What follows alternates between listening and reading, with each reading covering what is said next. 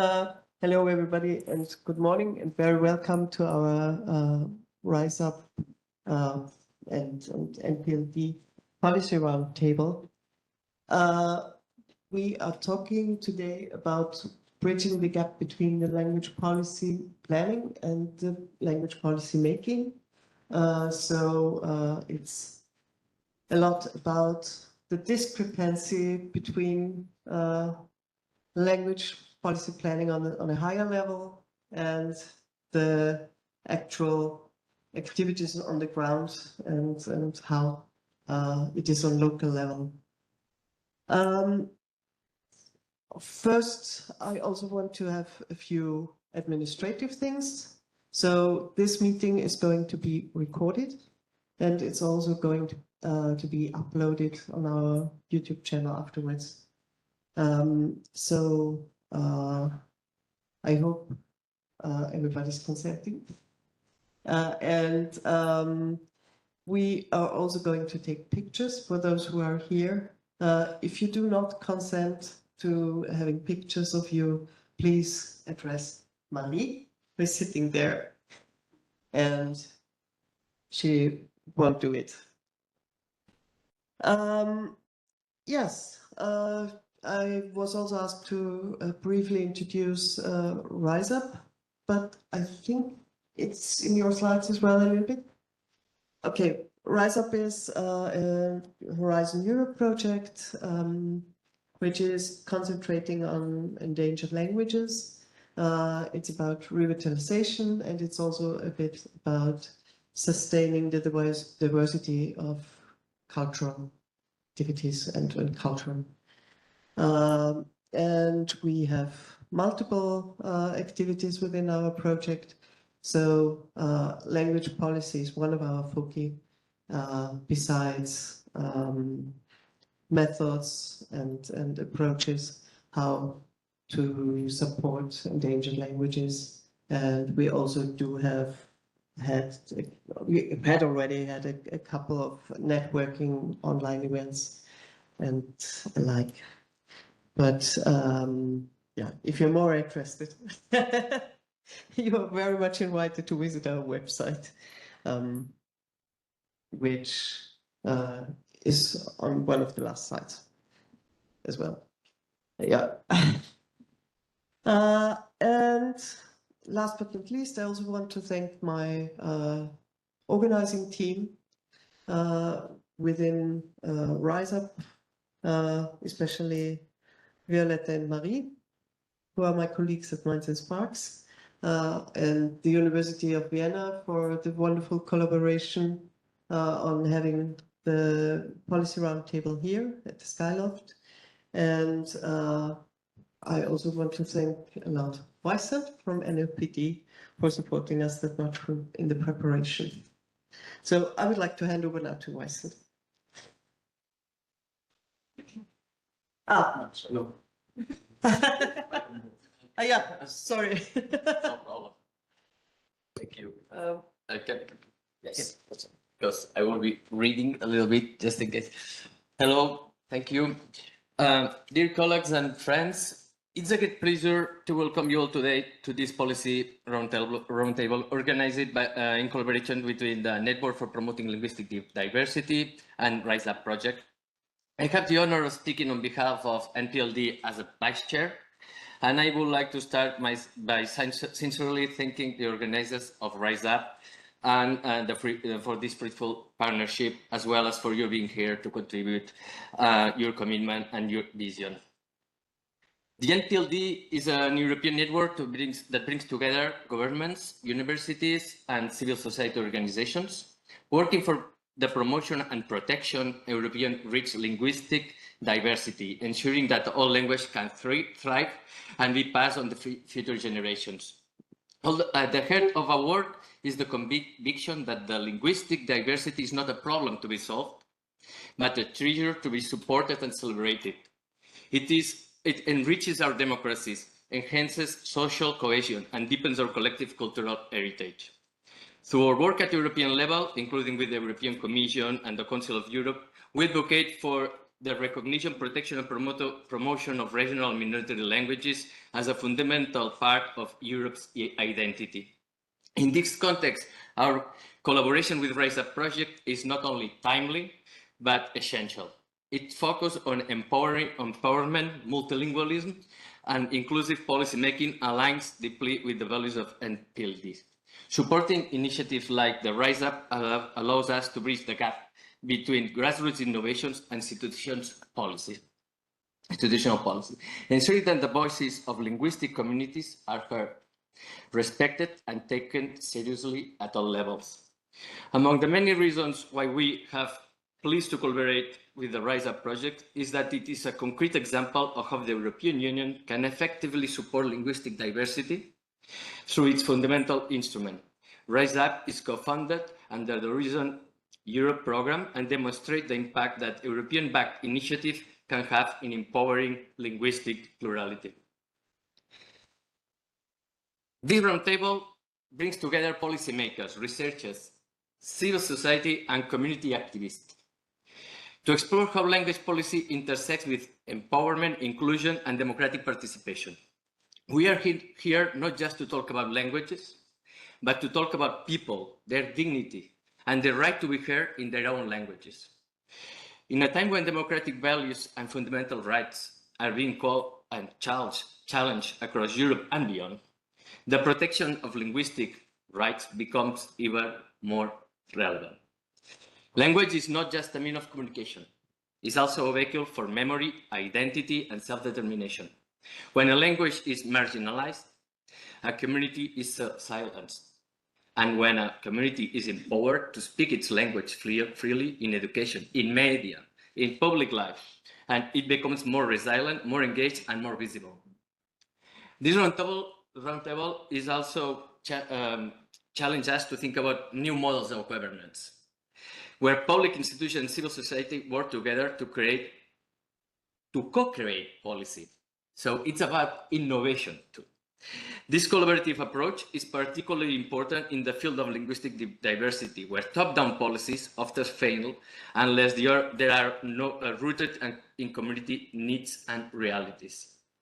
At the NPLD, we strongly believe that effective language policy must be inclusive, participatory, and empowering.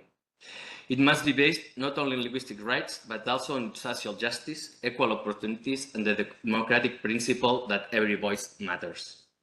Let me close by saying that we are truly proud to support and collaborate with the Rise Up project. Initiatives like this one provides crucial spaces for dialogue and innovation, helping us rethink how we can build more inclusive societies through language. I wish you all a fruitful discussion, and I hope that the ideas and connections that emerge from this roundtable will continue to inspire policy change, both in our own context and also at the European level. Thank you very much.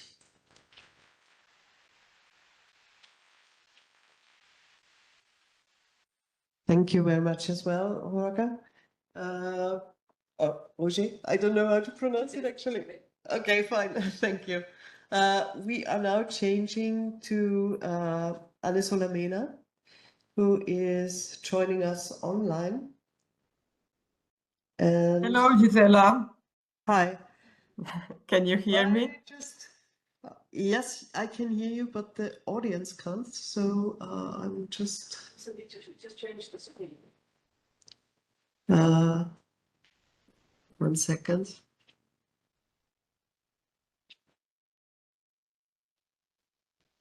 Play around it. Yeah. And No. no. Can I?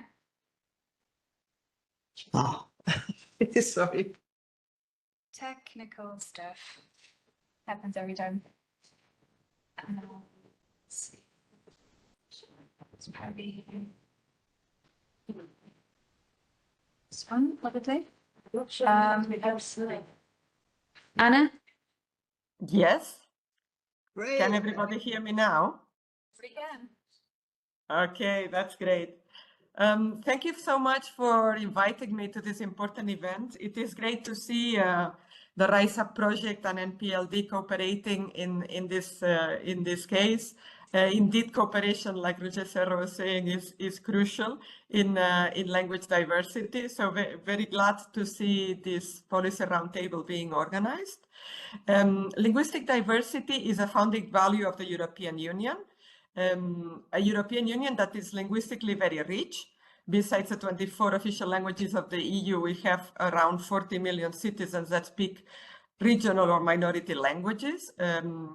Education authorities refer to around 60 such languages in Europe, and they are not just means of communication. They are expressions of identity, of history, and of culture.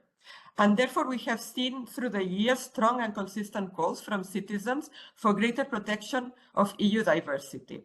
For instance, just last year, we published the 2024 European Survey on Europeans and their languages. And one of the questions we asked was about the regional minority languages and whether they should be protected. And 84% of Europeans said so, which is a remarkable figure. So the message is clear. People care deeply about linguistic heritage. And still we see that language policies that we design sometimes are not easy to implement on the ground. And this is the subject that we are going to be discussing today. At European level, we intervene in complementarity to member states because it is them who are competent for the use of languages in their territory. However, in 2019, the Council adopted a recommendation on a comprehensive approach to the teaching and learning of languages. And this recommendation explicitly recognizes Europe's linguistic diversity and the importance of preserving it. So we have integrated this vision in our key programs supporting education and culture, research, and regional cooperation. I am from the education department, so I will start with Erasmus+. With Erasmus+, we are funding projects that support the learning and visibility of the smaller languages as well, and through Creative Europe as well, including translating literature into and from the less spoken languages. Last year, we published a brochure that showcases a lot of successful projects that promote the smaller languages, regional minority languages concretely. And it gives examples of what is possible. So I invite you to take a look at it, if not yet done, so that you can be inspired and maybe think about similar projects. And then we have, of course, the Horizon Europe, from which a Rise Up project has emerged. This is a proof of the European Commission funding projects on the topic.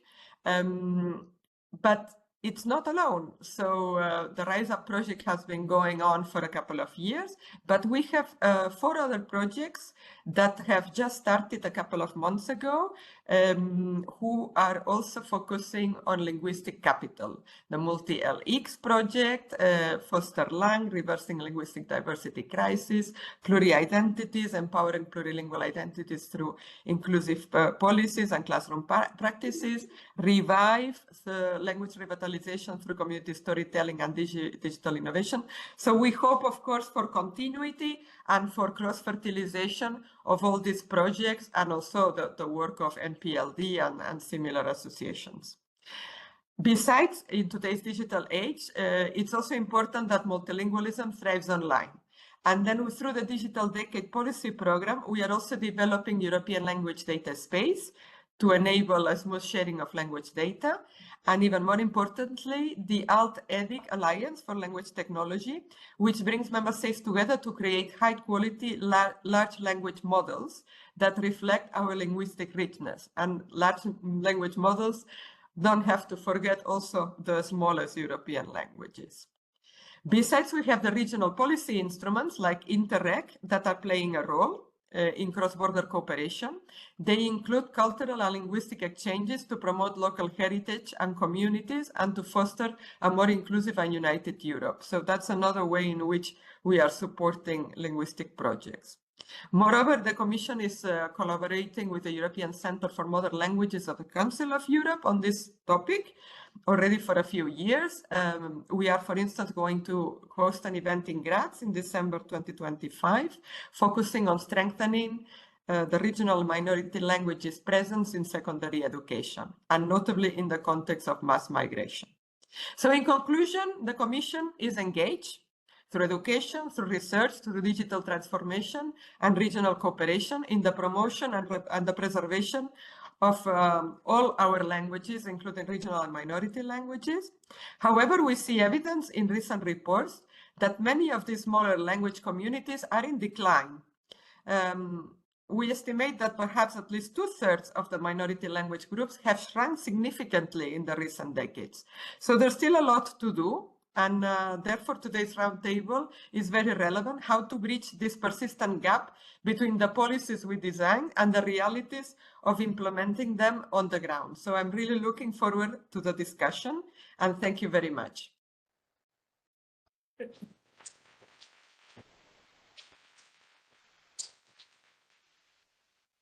Thank you very much, Anne. So once again, struggling with the technology. Okay.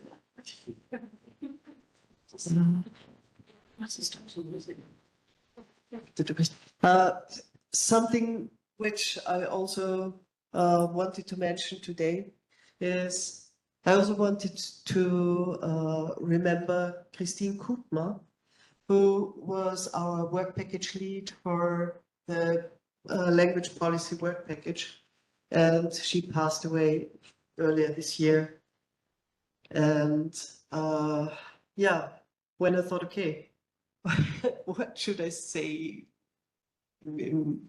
now and what should I talk about? I also thought of a small thing which was happening when we were having our first consortium meeting in Barcelona. Because back then, you know, everybody introduces himself and presents what has been done in the work packages and so on. And Christine started talking about the CETO. And she talked, and she talked, and she talked, and we listened. And the time schedule was completely busted. But she was inspiring us all, and she was so much, it was so interesting to listen to her. And she was always like, she was always also advocating for the communities, for the language communities. She was always taking their side. She was always like taking care of them and also guiding us a little bit how to treat them and how to be respectful and how to see them on eyesight level. And yeah, so I think we learned a lot of her and we miss her. But yeah, so thanks, Christine, for all your contributions to this project and for your valuable input. Okay, well, and then I would like to go on to our keynote by Julia Sellerbank, where we're just changing slides. Thank you. Yeah, I would also like to remember Christine. And last time I was in Vienna, I spent a very nice afternoon and evening with her and with Christiana, the farmer assistant. So yeah, we were very sad that she's no longer with us, but we will try to remember her in our work and do our best. Yeah. Is it? Oh no. Come on, this is so difficult. I can go from to read. Just give me a second. It's not great. Okay. Oh, dear. Okay, so my lovely assistant is going to have to do the slide changing, so it won't be quite as smooth as it would have been. Sorry about that. Right, all the technical problems. Right. Okay, so these are the language communities that we have as our case studies in Rise Up. We decided to focus on just a few, which give a good range of representation of the range of vitality levels, the range of policies that there are about language and different parts of Europe, right across Europe, from the west to the east and from the north to the south. Yeah, so what's interesting is this is we have been asked to make a language map, but maps are really very blunt instruments for showing the areas where people speak languages. Click once more. You will see that this map does not actually really take into account the considerable number of speakers outside traditional areas. So there, for instance, there are quite a lot of Bulgarian and Croatian speakers here in Vienna. There are quite a lot of Seto speakers in the capital, Tallinn, and there are quite a lot of Cornish speakers in London, which was actually one of the impetuses for many of the current leaders of the Cornish language movement. Okay, next slide, please. This may not be very easy to read, but just I wanted to show the range of levels of recognition and actual support that there are for our languages in the countries in which they're spoken. And you can see the ones in, we say in pink, not acknowledged. So we have anything from Aranese, which is fully acknowledged within Catalonia and is the medium of instruction in schools. Right down to, and Cornish, for example, is acknowledged, recognised, but there's not a lot else. And the same is true. Aromanian is recognised in some places, but not really a lot of other support for that. And Seto really not recognised at all, and not really much support at the government level either. Okay. I'm going to show you some examples of language policies in 3 of our case study areas, as can be seen in the visual environment, the linguistic landscape. Okay, and I am, as well as being the lead for what we call Work Package 3 on linguistic ecology, I'm also the lead on the case study regarding Cornish in the UK. And we've been doing a fair amount of ethnographic research, surveys and so on. So first of all, you can see increasing amount of Cornish, particularly in signage put up by the local authority. The local, in Britain, this is a county council who have responsibility for the language policy in Cornwall, and for the best that they can, they do try and support. So this is from the council, county council offices, and a lot of streets have either bilingual or even just say multilingual signage in Cornish. This is a mixture of online and actual kind of non-virtual signage. So you can see this is the town of Redruth, one of the main towns in Cornwall, world capital of Cornish mining. There's a little bit of Cornish here. And this is Redruth. I'm not sure quite what that means, I'm afraid. I'm very, very basic Cornish, like I say, Julia or B. I am Julia. Yeah.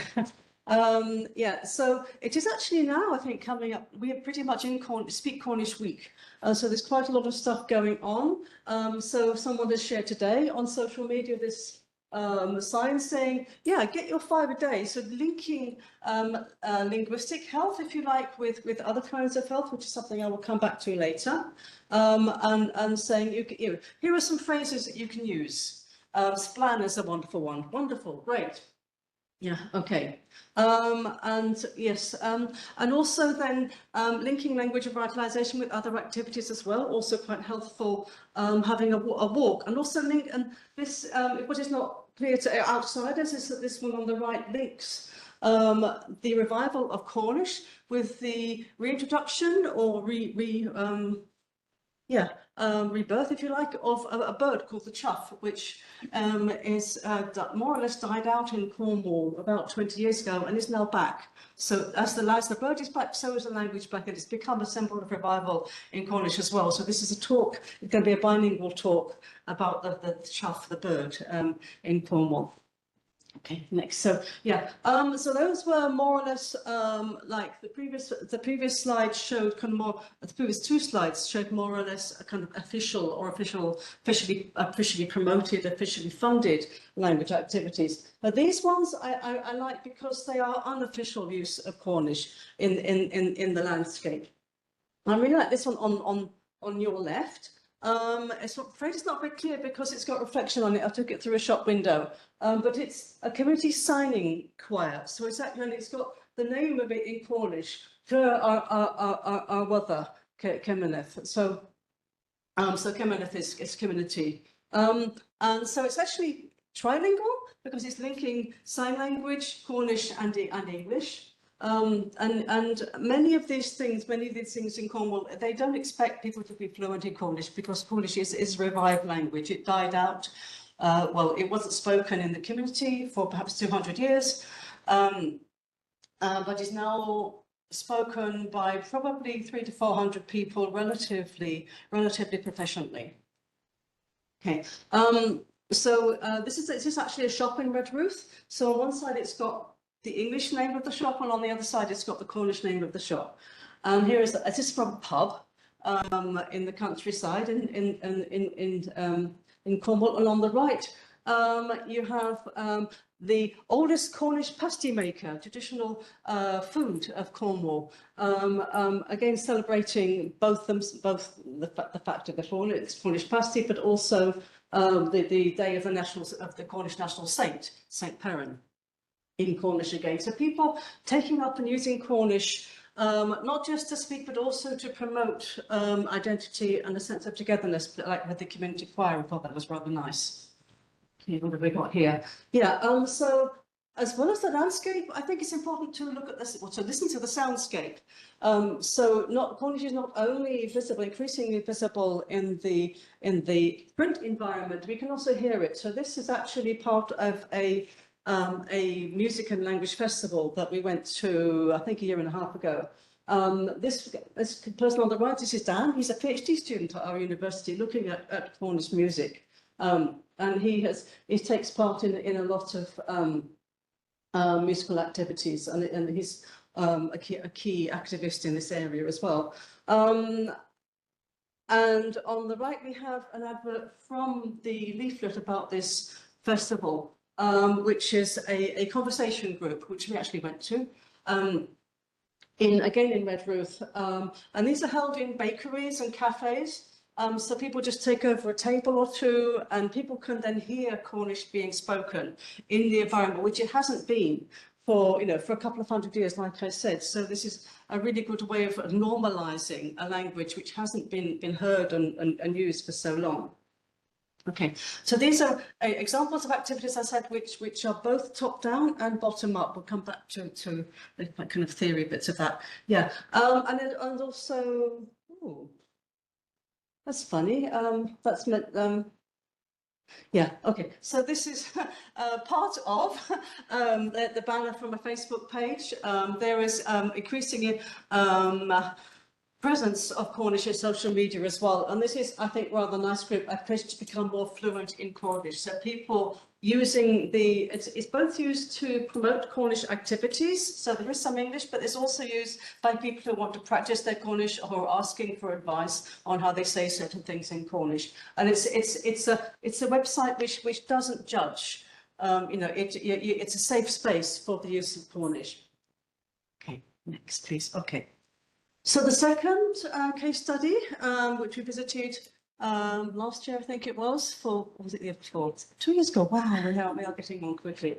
For another of these consortium meetings we held every 6 months. So Aranese is spoken in Valaran, which is a very small valley right at the top of Spain on the French-Spanish border. There are maybe only 10,000 people in the valley as a whole, of whom maybe a couple of thousand actually speak Aranese. It's quite highly endangered. But as I mentioned, it is used in schools. Okay. And there is a lot of support for it from the local authorities, also from the Catalan government. So these are more or less official signs. On the right, you've got this is a trilingual sign. So you've got Aranese at the top, Catalan, and then Spain. Encourage people to use public transport. So again, linking like environmental concerns with language concerns. Okay. On this sign here, on your left, you have tourist information, again in Aranese. Most of these, well, all of these organizations or cafes, restaurants, hotels have their names in Aranese. What I thought was interesting now in the background, you've got a supermarket whose name is in Spanish, because it is also catering for the tourists, I'm afraid, yes. And also the local population, not by no means all of whom speak Aranese. Okay, next. These are partly publicly funded signs and other posters, for example, but on the bottom we have some notices in a local church. And again, a lot of this is trilingual. So you have in varying orders, Spanish, Catalan, Aranese, or yes, so the most important one, I think probably aimed at the Spanish population, do not come into this church during service times. Yeah. And then slightly smaller, be careful of the stairs, be careful of the stair. No. Okay. This was advertised as an event. These ones in the middle are aimed at children because although education is through the medium of Aranese, it's not used a lot by children outside the school. And this is a problem. So these posters are trying to get children to feel that Aranese is cool. Ironically, using English as kind of the cool language as well to try and kind of link to that. Yeah. Okay, let's move on. I think I'm going quite fast. We're going to finish hopefully quite early. So the third case study I'm going to show you is Seto on the eastern border of Estonia with Russia. And what you actually don't see much of at all is Seto language in the linguistic environment, in the print environment. So this is actually the only example of Seto that we saw, as far as I could see when we went there. And this is in the local museum, the cultural museum, and it's like a matching game. So you match the Estonian word with the Seto word, and these are I think they are Sikon magnetized labels, and you can play a game. But what they seem to stress much more, the local cultural activists, is the culture rather than the language, the cultural heritage rather than the linguistic landscape, and it is to a large extent a focus on heritage rather than on current use really of the language. Okay, we spent quite a lot of time with some ladies from a local singing group,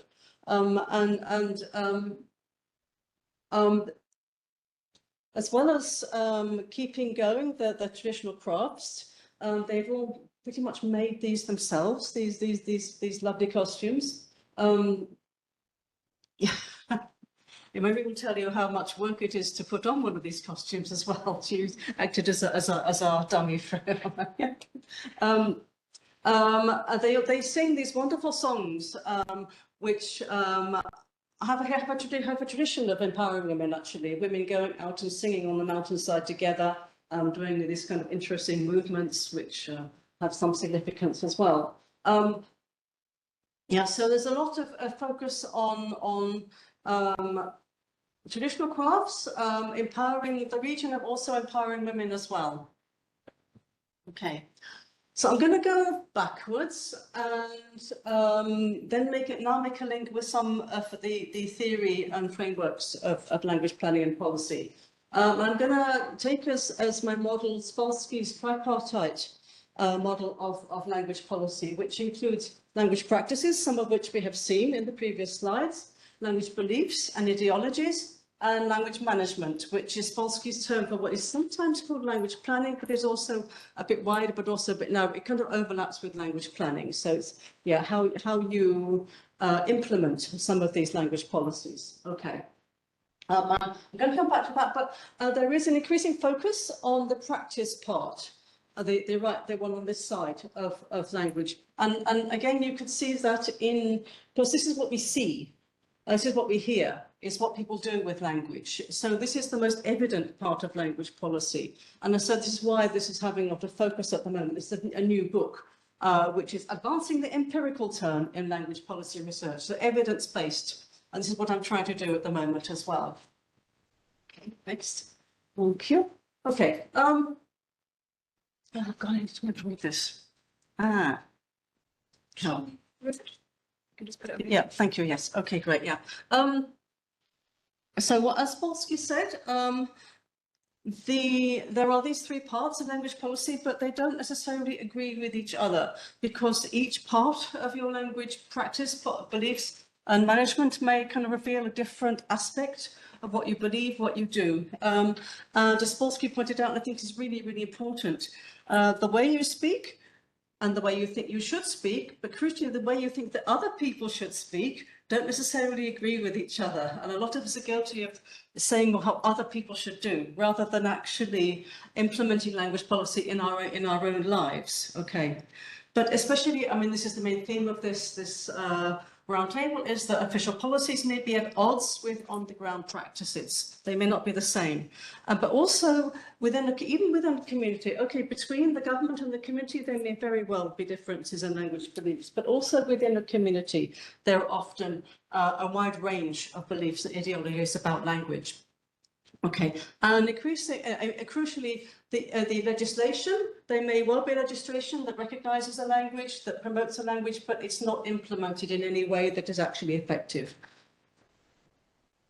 Next. Isn't that too much? I'm standing here. Yeah. Right, okay.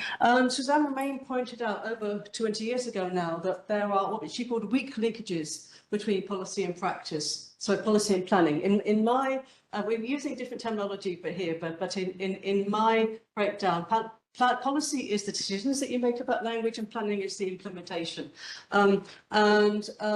Because especially when governments make language policies, they often don't think about the implementation and how it's going to actually work. Particularly the funding, the teacher training is often left out. And if you're going to teach languages in schools, what you really need first is a university program to train the teachers of those languages. And this is really not often thought through. That means there are these weak linkages that remain pointed out. Okay. That means that there isn't really any power, particularly for local authorities and people on the ground, to press for the actual implementation, the reinforcement of local languages. Okay, and crucially, a policy that is made from on high and doesn't have any backing behind it in terms of actually implementation doesn't have a lot of impact on people's use on the ground in the home. And that is essential for the continued transmission in the family, of course, of endangered languages. Having said that, this all sounds a bit dire. If you have got official recognition for your language, and a lot of language movements do press for this because they know that it does actually open up a space that you can say that, yes, we have a language, it is recognised, now what are you going to do about it? It offers you a basis in order to start campaigning about that. Okay, so we have language policy at various levels. At the macro level, that's the supernatural EU, for example, level, United Nations, national governments. And there's sometimes people say things like supra macro or infra micro, but we're going to keep it simple here. Okay, then we have the middle level, which is universities, might be called a meso level, regional governments, local towns, cities, like that, for example. At the micro level, communities, language activists, families, family language policy increasingly important in the field, and individuals. So which language am I going to learn? Which language am I going to speak to which person? Okay, so you can see that then there are links top down. This is kind of the expected order that governments will make policy and it will trickle down to the community level. But what often happens is that with small minority languages is it starts at the bottom and then it moves bottom up. And a good example of this is the Isle of Man, which is not one of our case cities, but I happen to know that the next language officer was online, where people pressed, community members came together, learnt the language, pressed to have a school in their language to cater for their children, and also then got elected to the parliament to make sure it was implemented. Okay, right, so back to this model. And I did discuss it with Polsky when he came to London in 2009, so I have his kind of blessing for this. I think we need to add another level, the management of beliefs, which is also called prestige planning. I will come back to that. Because in order for this is kind of the way in which it might be possible for the implementation of the policy to perhaps take effect. Yeah.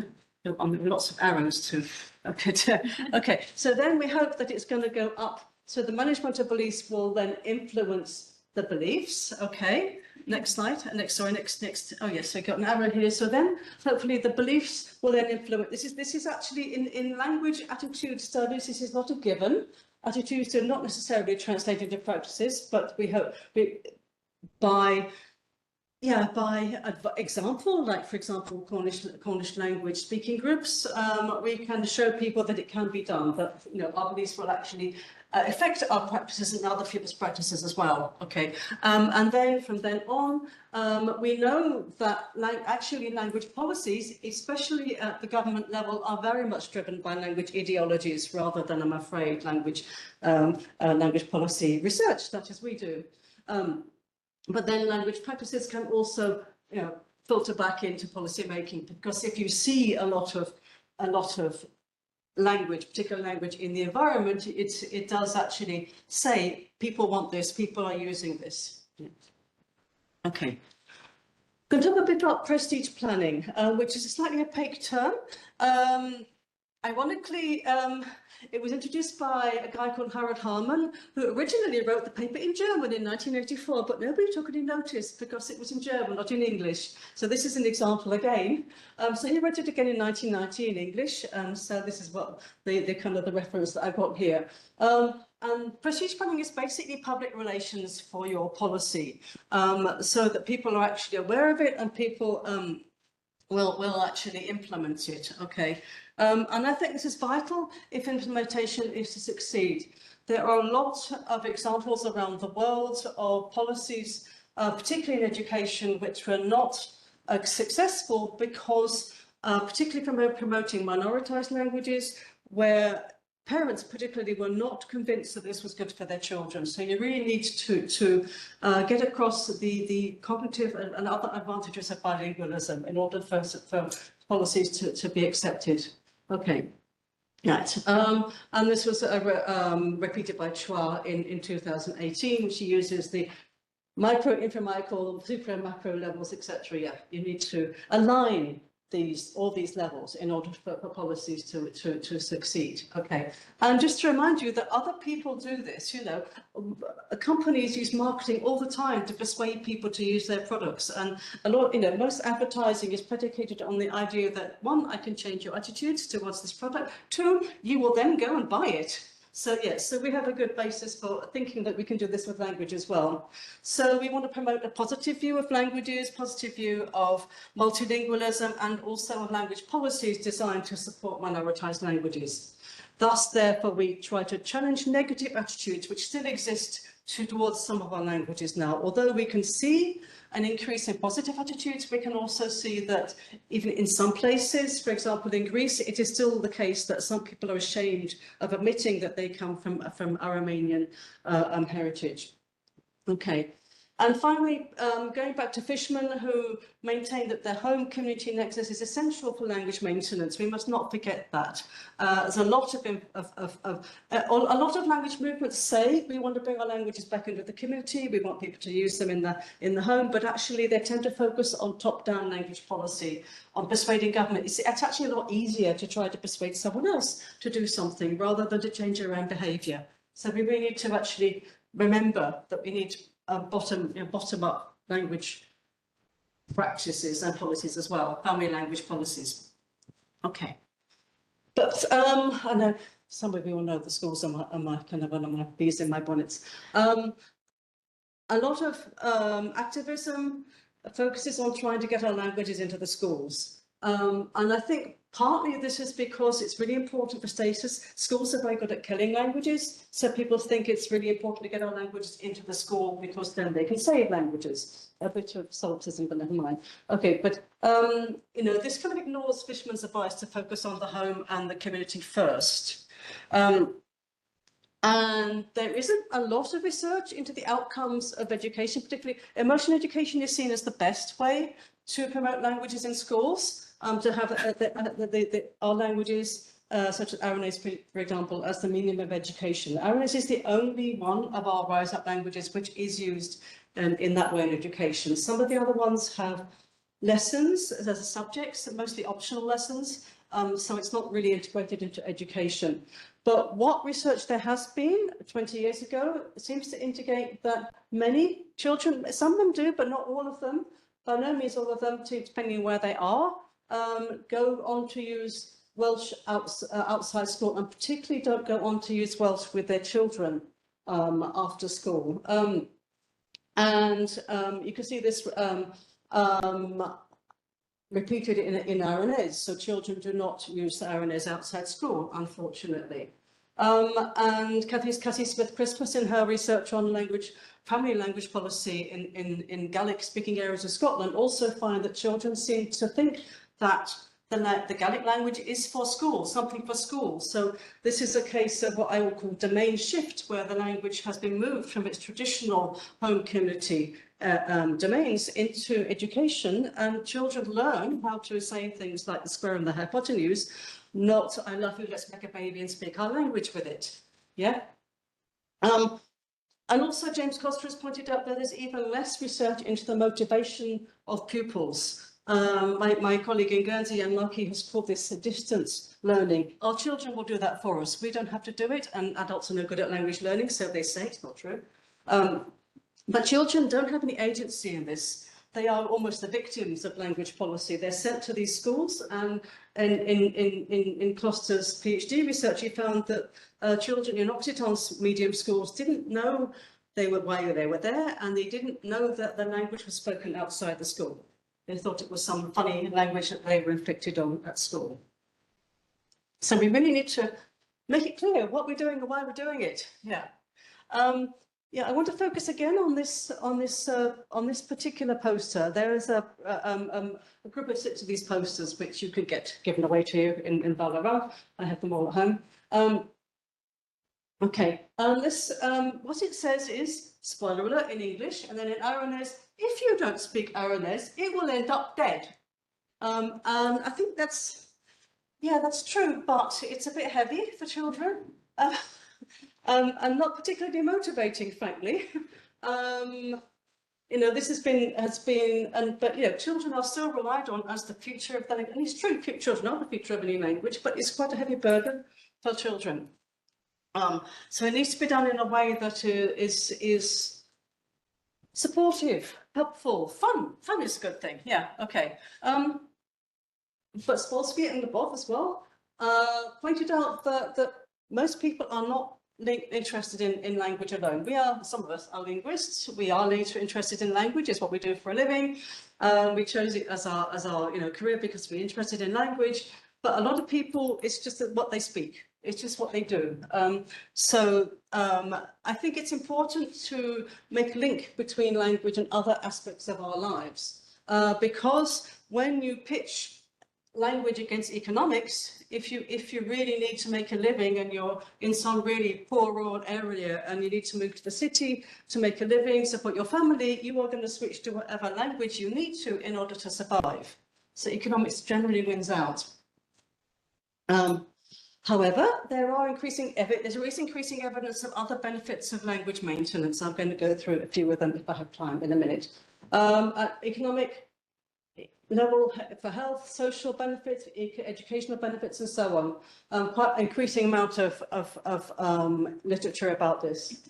And I think that we can stress these benefits in order to turn around the discourses that we still get of deficit and stigma related to minoritized languages. So during COVID, I was supposed to be traveling around the world looking at language revitalization movements, didn't get to do that. So instead, we purposed our study to look at whether people were managing to carry on doing language revitalization during COVID.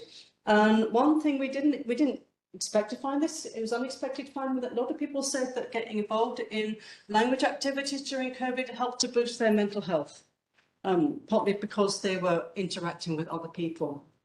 And Jeanette King in New Zealand has also been finding increasingly that she's been looking at motivation of people for learning Maori. And what she is finding is that people are saying it's not just me revitalizing the language is revitalizing me. Yeah, and this is something I found in my own life as well, actually, too. And yeah, a paper I co-wrote with Gary Wilson and Henry Johnson a few years ago, a lot of years ago now, 13 years ago, help, that governments come, governments go, policies may change at the top-down level, but activists tend to remain constant.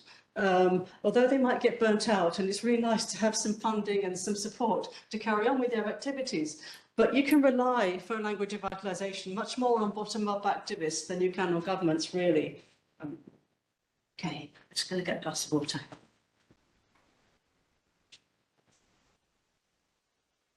Next. Okay.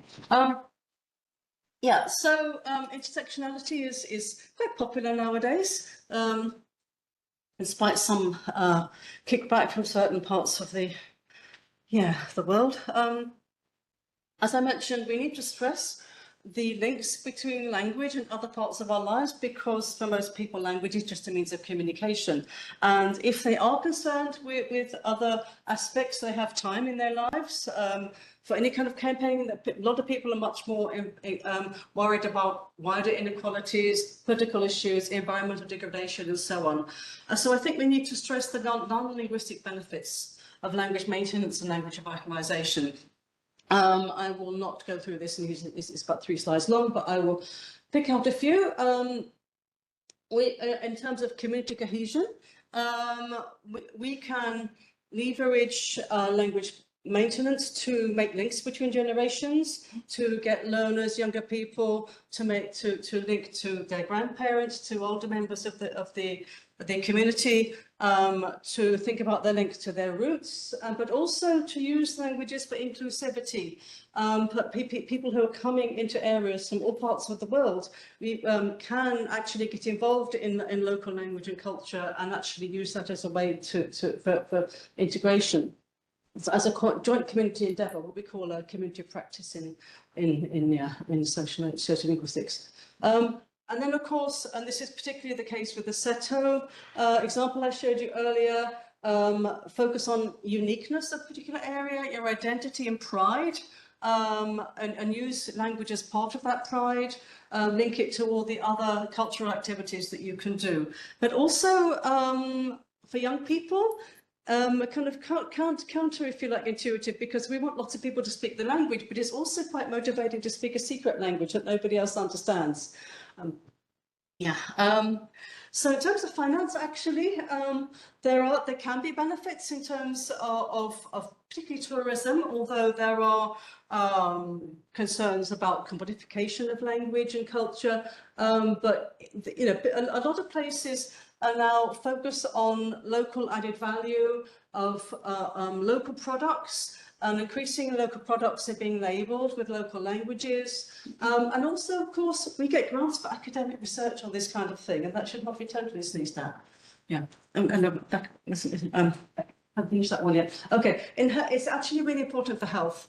There has been quite a lot of research by Ellen Bialystok and various colleagues on the cognitive benefits of bilingualism at all levels, all ages of your life. So for children, it increases brain plasticity.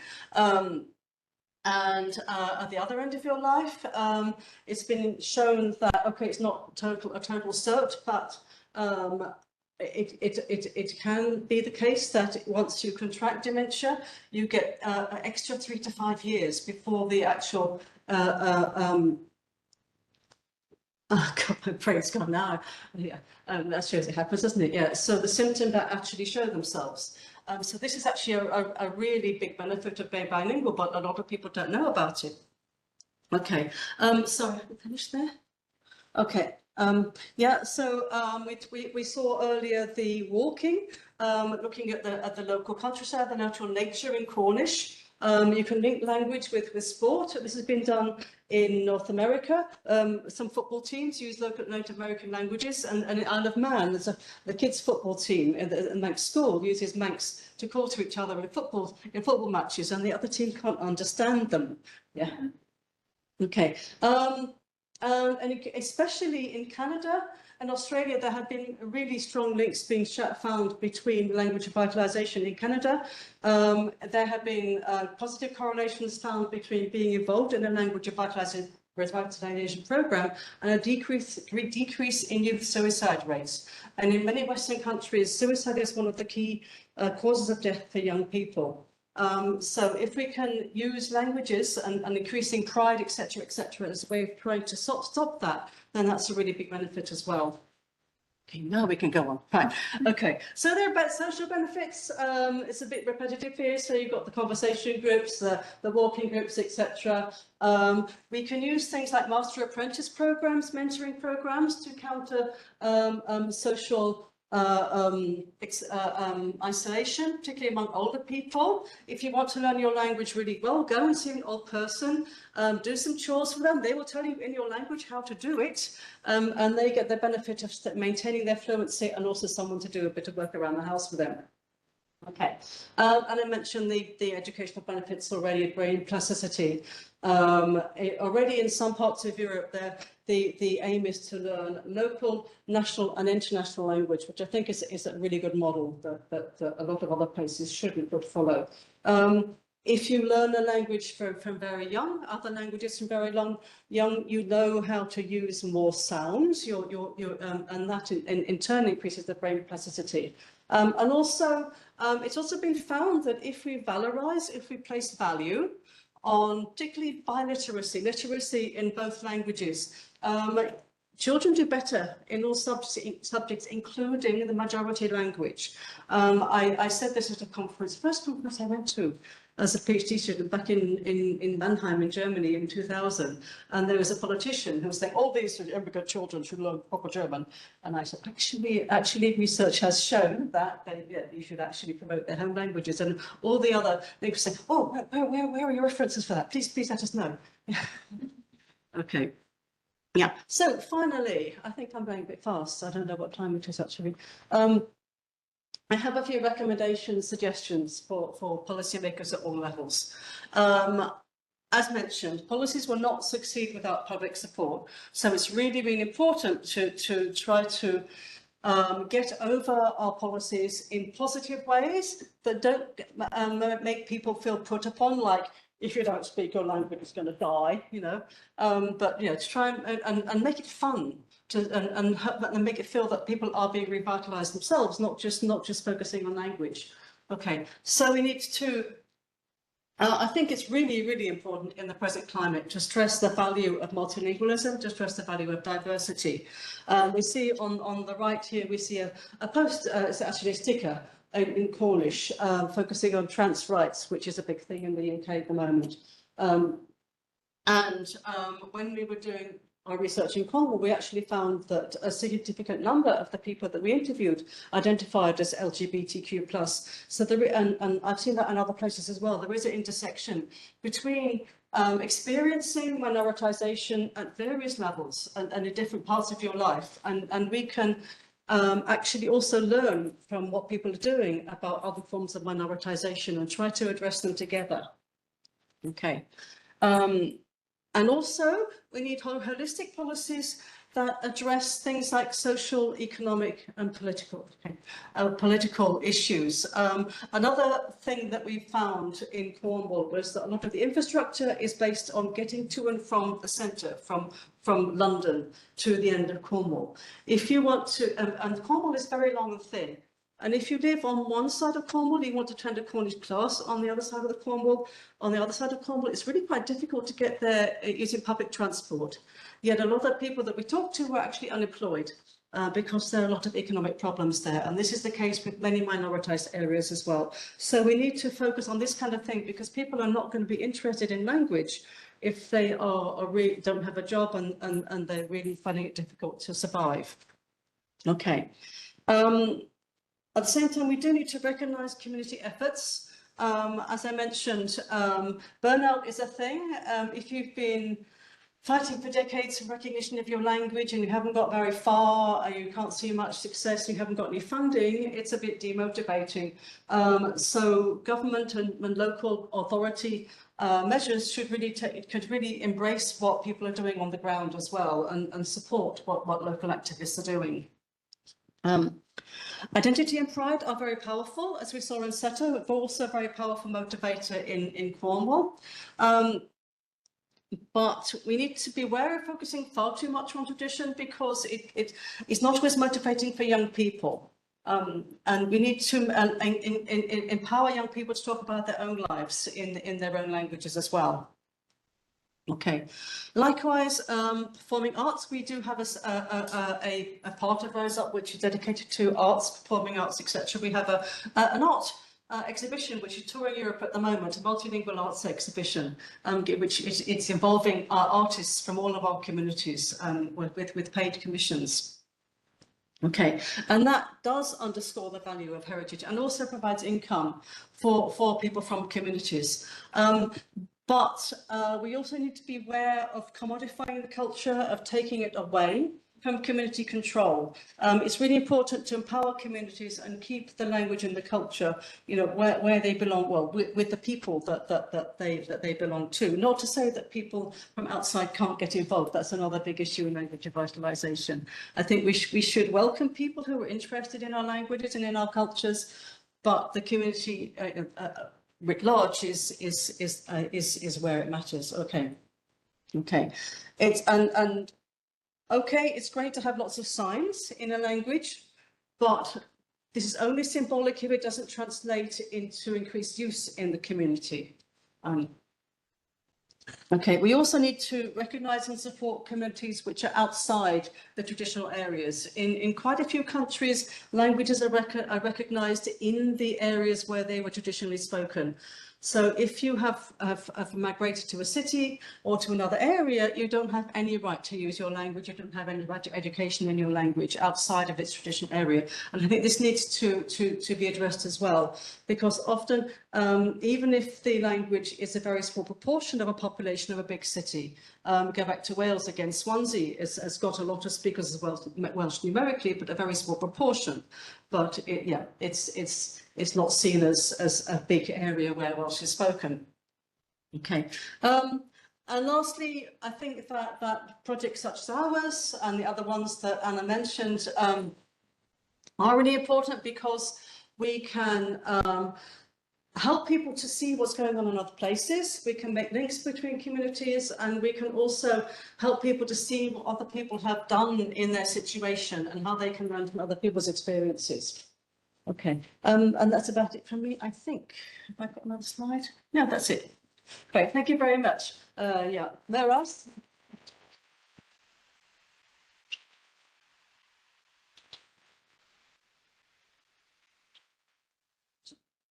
Thank you very much. We will be back at 10. No, we will not be back. Have we not had questions? Yes, questions. And we are running a bit late, so just a few minutes. You want to Yes, we've got time. moderate now? We've got 5 more minutes for questions, if there are any. So none in the chat yet. Maybe? No questions, great. You have that, I'll do the list. Hi, I'm Gertu Rosenwald. I work at the University of Tartu. It's always nice to listen to you, and you have thought about a lot of things, but I'm just in my head, in everyday life, I'm not working with the indigenous communities or minoritized communities, but also in other communities that I work with.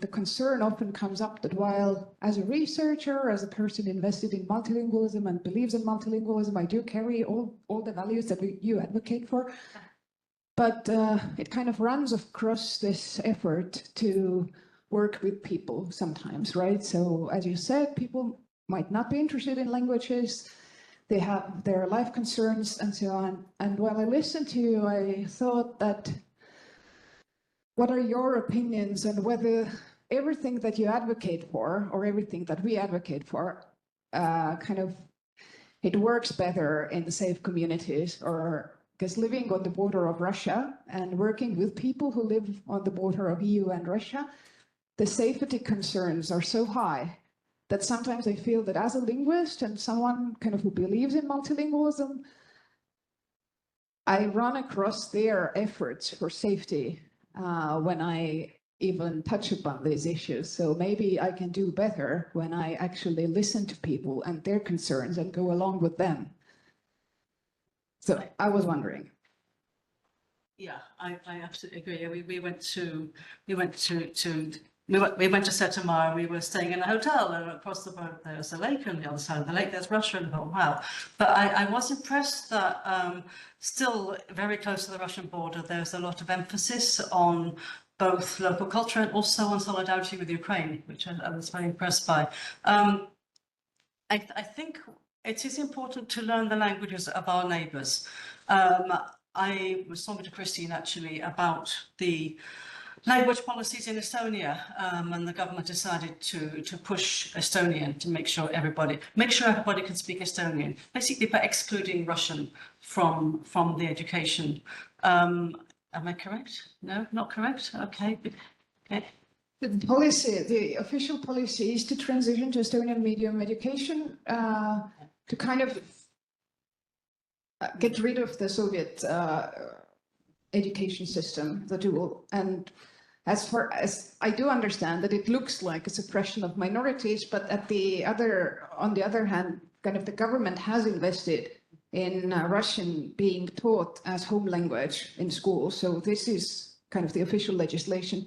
The problem is at the level of communities that don't want to do it. So Russian dominant community schools, they often say that we better not teach our children Russian anymore because that's not safe. And this is kind of the concern as a linguist for me. Possibly goes back to community attitudes, particularly in the face of I think this is why it's really important to can you hear me?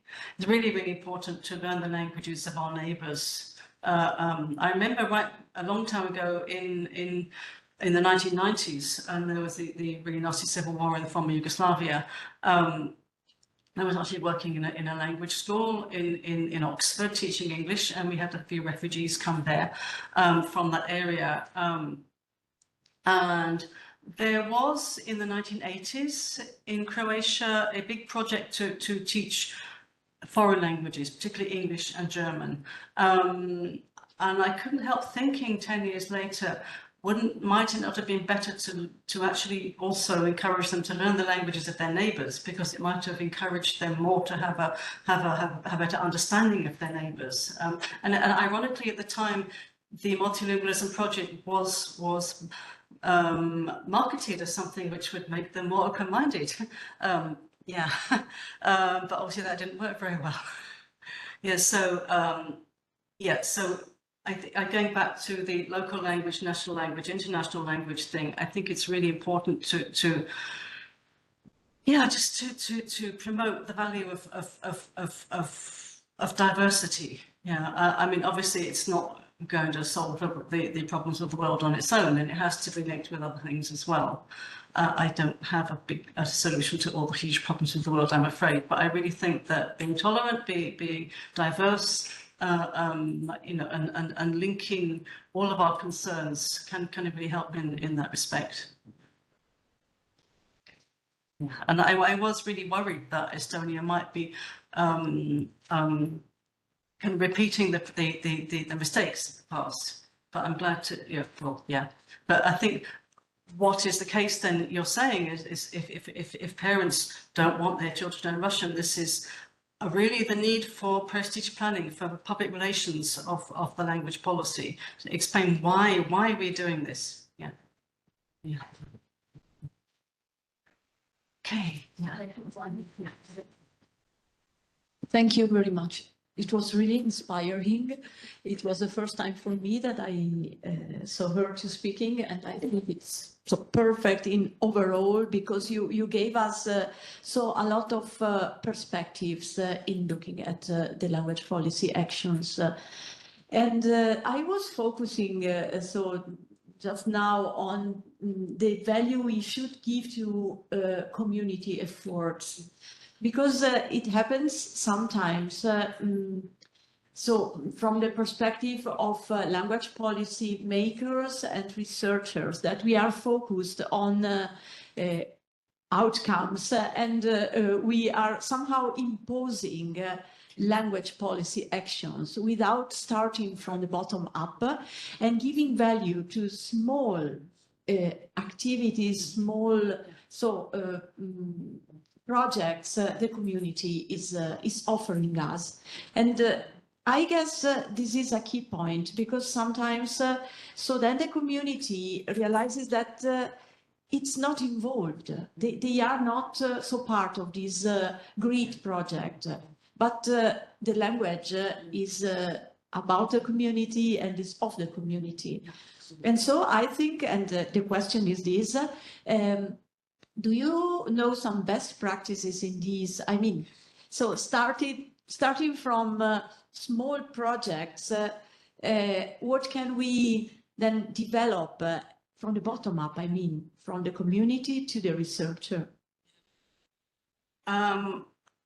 The example I often give, and I mentioned earlier, is the Isle of Man, which has its own language, Manx, and it's still not that strong.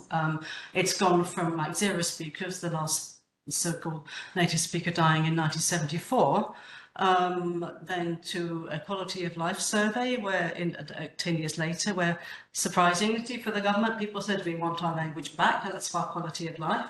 And as I mentioned, people had always learnt Manx and spoken Manx and recorded Manx.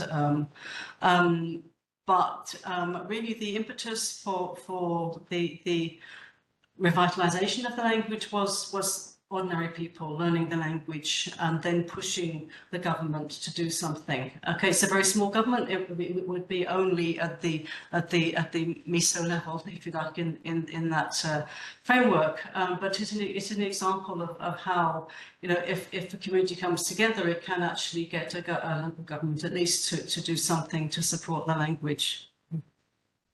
Thank you.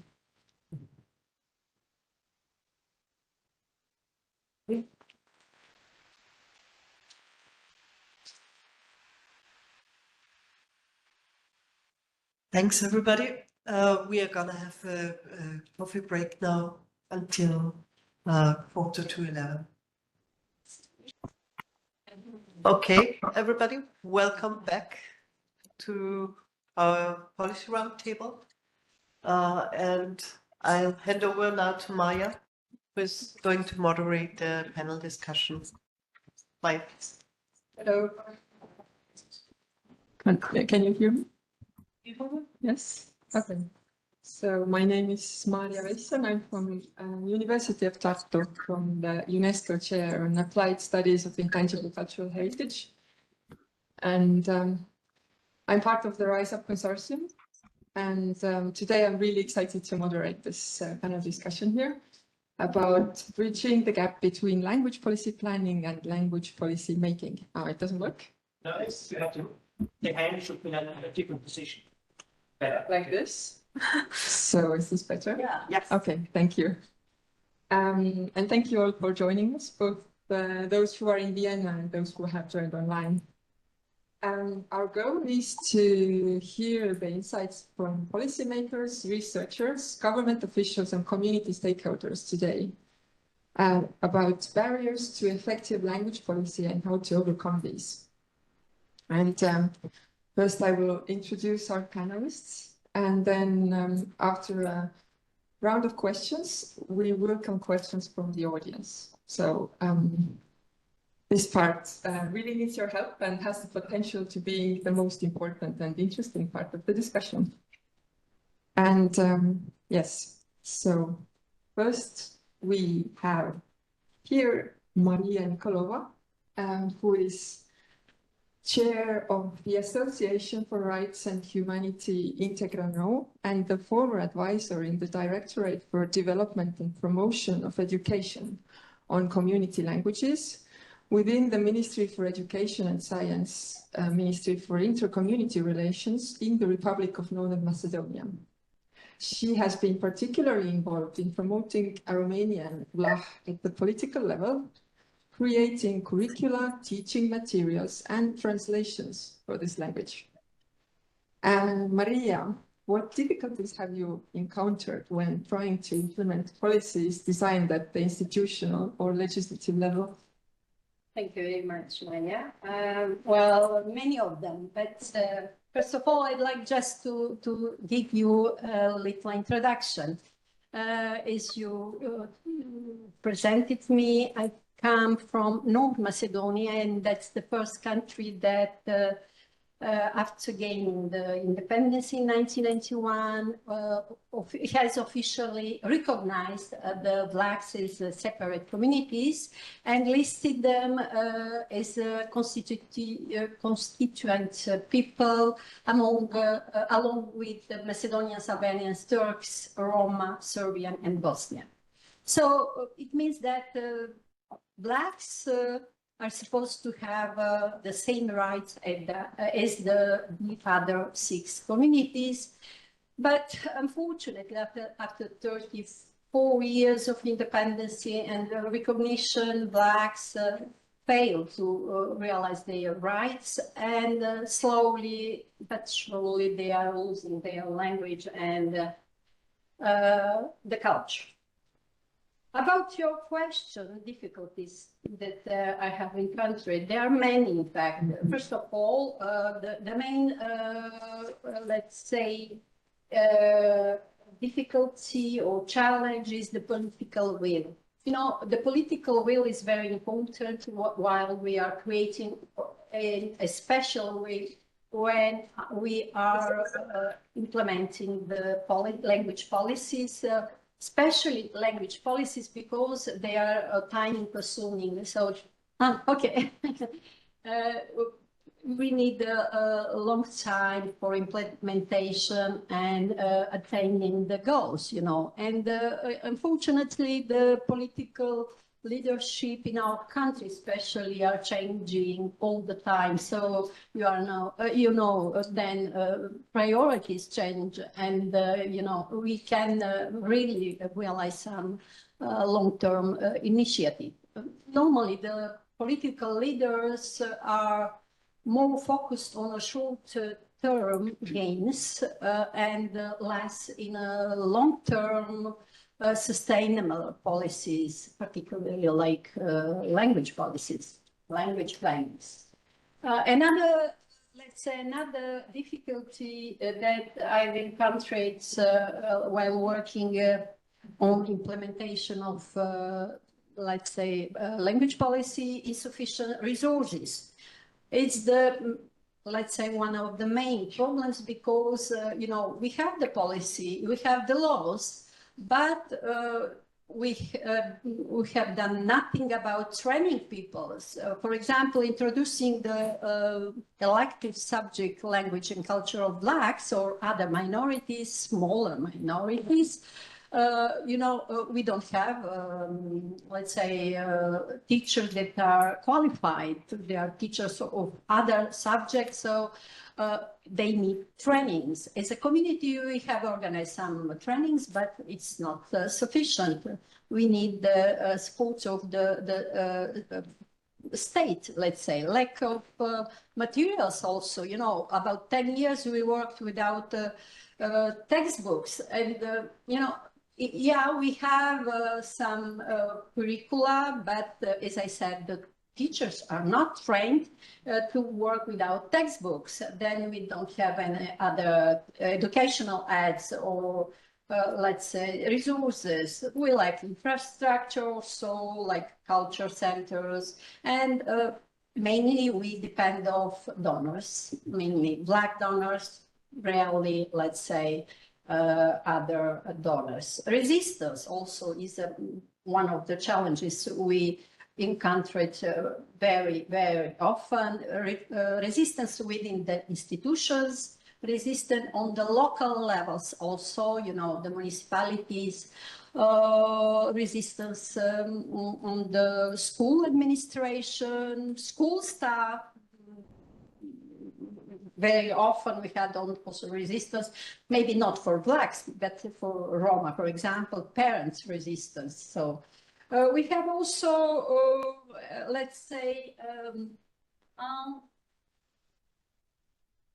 lack of coordination. Lack of coordination among the institutions, while creating policies. And I will have several examples to tell you, but okay, I won't because there is no enough time. But just one example, 2021, the Minister of Education started a new reform in primary education. So they prepared a new conception, but they have forgotten to include let's say, my department or other community, let's say, representatives. So when we saw first time this concept for primary education, we saw that the elective language, elective subject, language and culture of communities, smaller communities, were extracted from the list of elective subjects. So the subject was put I don't know, on the level of humanitarian work. And then, of course, we have to react and to introduce again the elective subject in this list.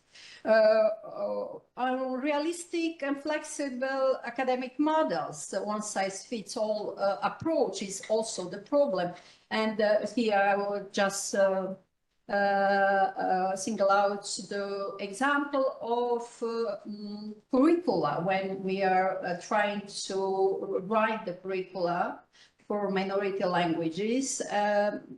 Okay, the Bureau for Development of Education gave us one model for each community, and our reality are different. So Blacks, we needed a little bit different curricula because for our children 20 years ago, for many of them, the Black language were not mother tongue because they didn't speak Black language. So we needed curricula, something between curricula for mother tongue and curricula for foreign language. So we had to fight really to gain this possibility to write, to create a curricula that will suit to our needs.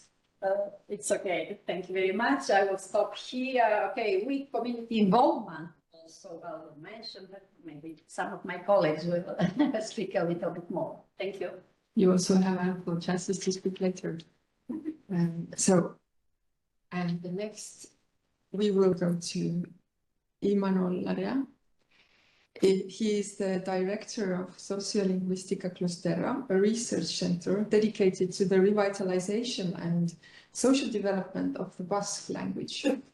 It conducts applied sociolinguistic research and develops methodologies to promote language use across various domains, including education, work, and community engagement.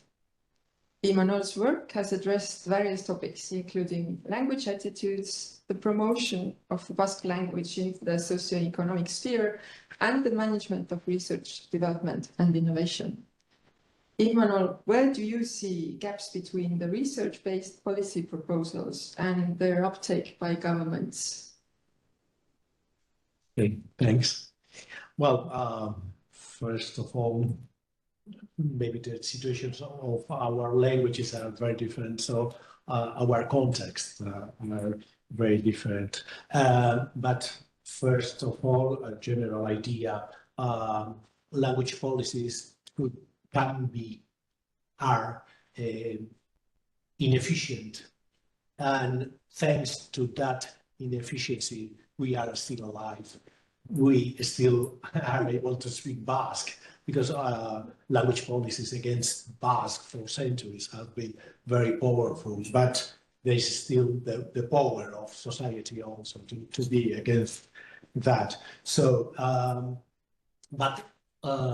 still, language policies are very, very important, and we can see that directly in the Basque Country. We are under 3 different administrations, and their language policies in each of those territories is very, very different.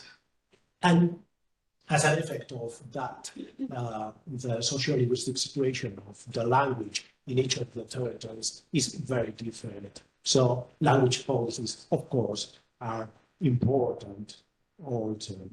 One of the factors I would like to underline is the difficulty of revitalizing a language. It is intrinsically very difficult. It's objectively very, very difficult.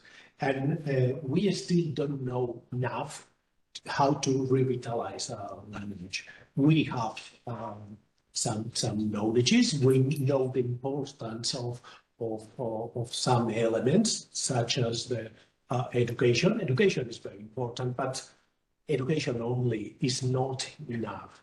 It is a very complex social phenomenon, language, and as such, we have to take into account many factors, and all of them must be present there. So it is very difficult to plan for all those elements, and then in practice to implement, taking into account all those elements, so that if we work just on education, or mainly in education, but not on the workplaces, on the presence of language in the workplace, such as is happening in some places in the Basque Country, we will see that young people coming from school don't use the language in the workplace, so they abandon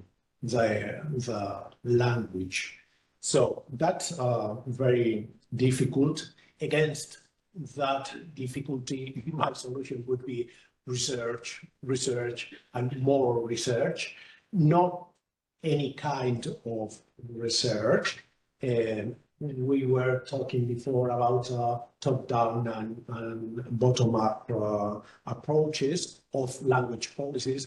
I could say the same about research also. We could do top-down research, but also bottom-up research. We were talking about communities, and that depends, of course, on the context, but I would say that we in the Basque Country, we arrived in this moment to have a good research community who is part of the language community.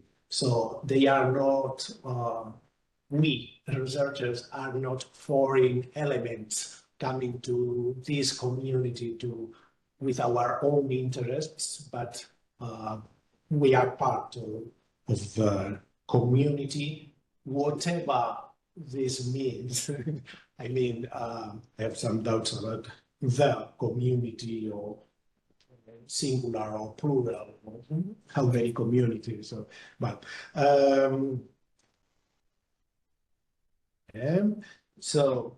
another difficulty for language revitalization from the point of view of knowledge is that is very much linked to the local context, so that we Basque people can learn, do learn very much from Catalan people, or Frisian people, or Welsh people, or some other communities.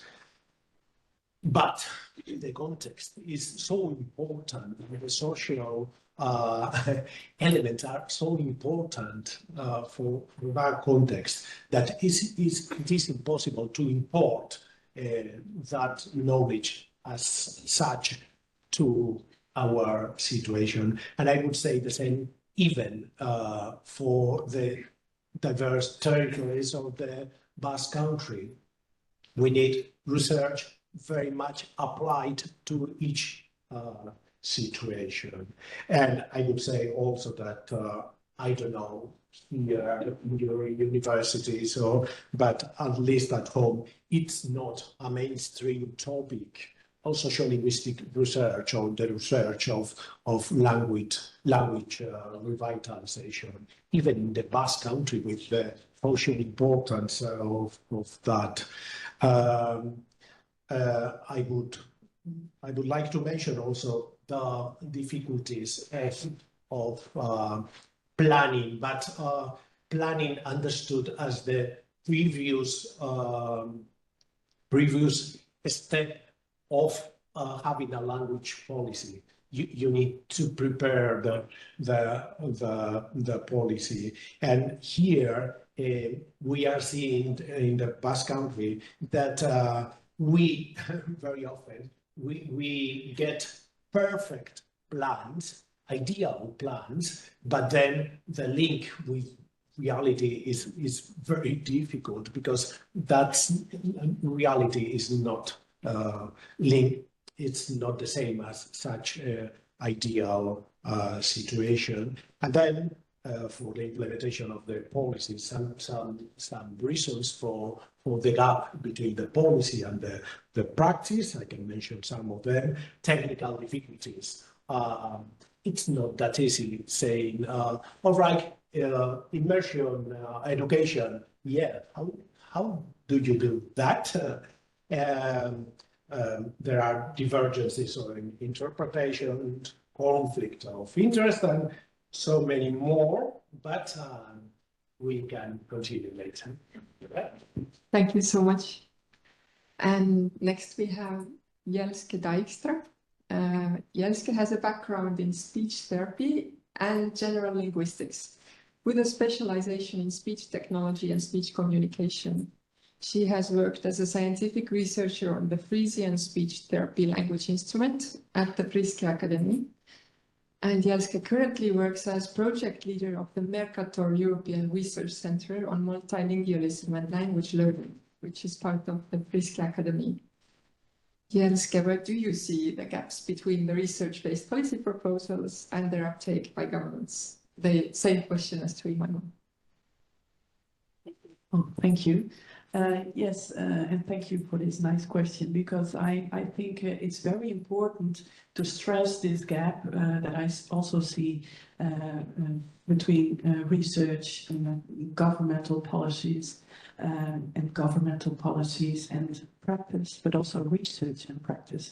But first, let me tell you a little bit about the context of my region. We are situated in Friesland, the northern province of the Netherlands, where Frisian is spoken. Frisian is an official language. It has moderate infrastructure, and it is implemented, for example, in schools. It's obligatory in primary education and the first years of secondary education. That and policy level, that is also allowed. But in practice, recent years ago, we saw that the Frisian subject was often taught only like for 45 minutes per week, and that's not enough to learn a language. There was no monitoring or to what extent the Frisian language was taught. There was material, but it wasn't used correctly, etc., etc. I've been working at the Frisian Academy now for 20 years, and in the beginning, when I started working there, I could see that policies were developed, but partially implemented. Mercator is usually working on research projects in multilingual education, so I'm speaking on the educational sector mainly. Here we saw that research was conducted with perfect recommendations for policies, for practice, but the research often this was accepted gratefully, but disappeared in a drawer. Also on school level, it really depended on the attitudes and proficiency of the teachers to what extent Frisian was taught as a language. Schools were sometimes even trying to get exemptions, and various organizations working on the Frisian language were doing similar stuff, like the Language Promotion Institute was starting to do research as well. Similar materials were developed, etc. However, that's kind of changed in 2018, I think, when the provincial government started Taalplan Fries 2030, so language plan Frisian. And this is a plan, for the first time they didn't look for short term, but they looked further away to 2030. They set the dot on the horizon further away. And the ambitions are high in this language plan. I mean, the plan says that all primary schools should receive an A profile, which means that Frisian should be taught not only on oral level, but also that students will be taught reading and writing in the language very well. So Frisian should be taught on a high level. And in this plan, all organizations that were involved in Frisian language education, such as the educational services, the Language Promotion Institute that develops materials, the regional broadcaster, but also a research group at NHL Stenden, were forced to collaborate and step together the process and what kind of things needed to be done to get to 2030 with that and fulfill that ambition. And that was a different way of working, but it started the dialogue, and it also started a better understanding of each other's work and of each other's realities, but that people cope with, and that I see a change also in the educational field now. And so material is getting developed together with the regional broadcaster. The educational services visit all schools and explain about the materials. They train the teachers. The research was done, a baseline research, saying that, one of the results was even that a lot of schools didn't even know they could get grants to get these materials. So that in itself is already an improvement, and really slowly we see also a change in attitudes of the schools. So that's one thing that I want to stress, that the dialogue between the different sectors is so important, and it really it really improves things, I think. Thank you. And then Roger Serra is the current Director General for Language Policy in the technological and audiovisual fields at the Government of Catalonia and Vice Chair of the Network to Promote Linguistic Diversity.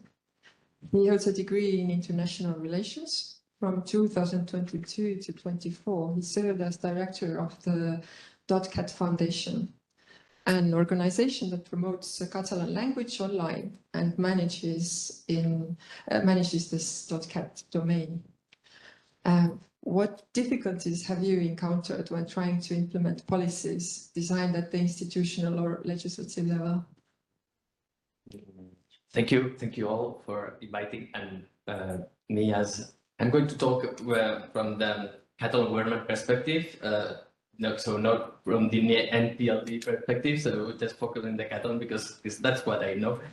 The first thing, your question I think is really difficult question, but probably the first thing I will go is that linguistic reality is very diverse and it's complex.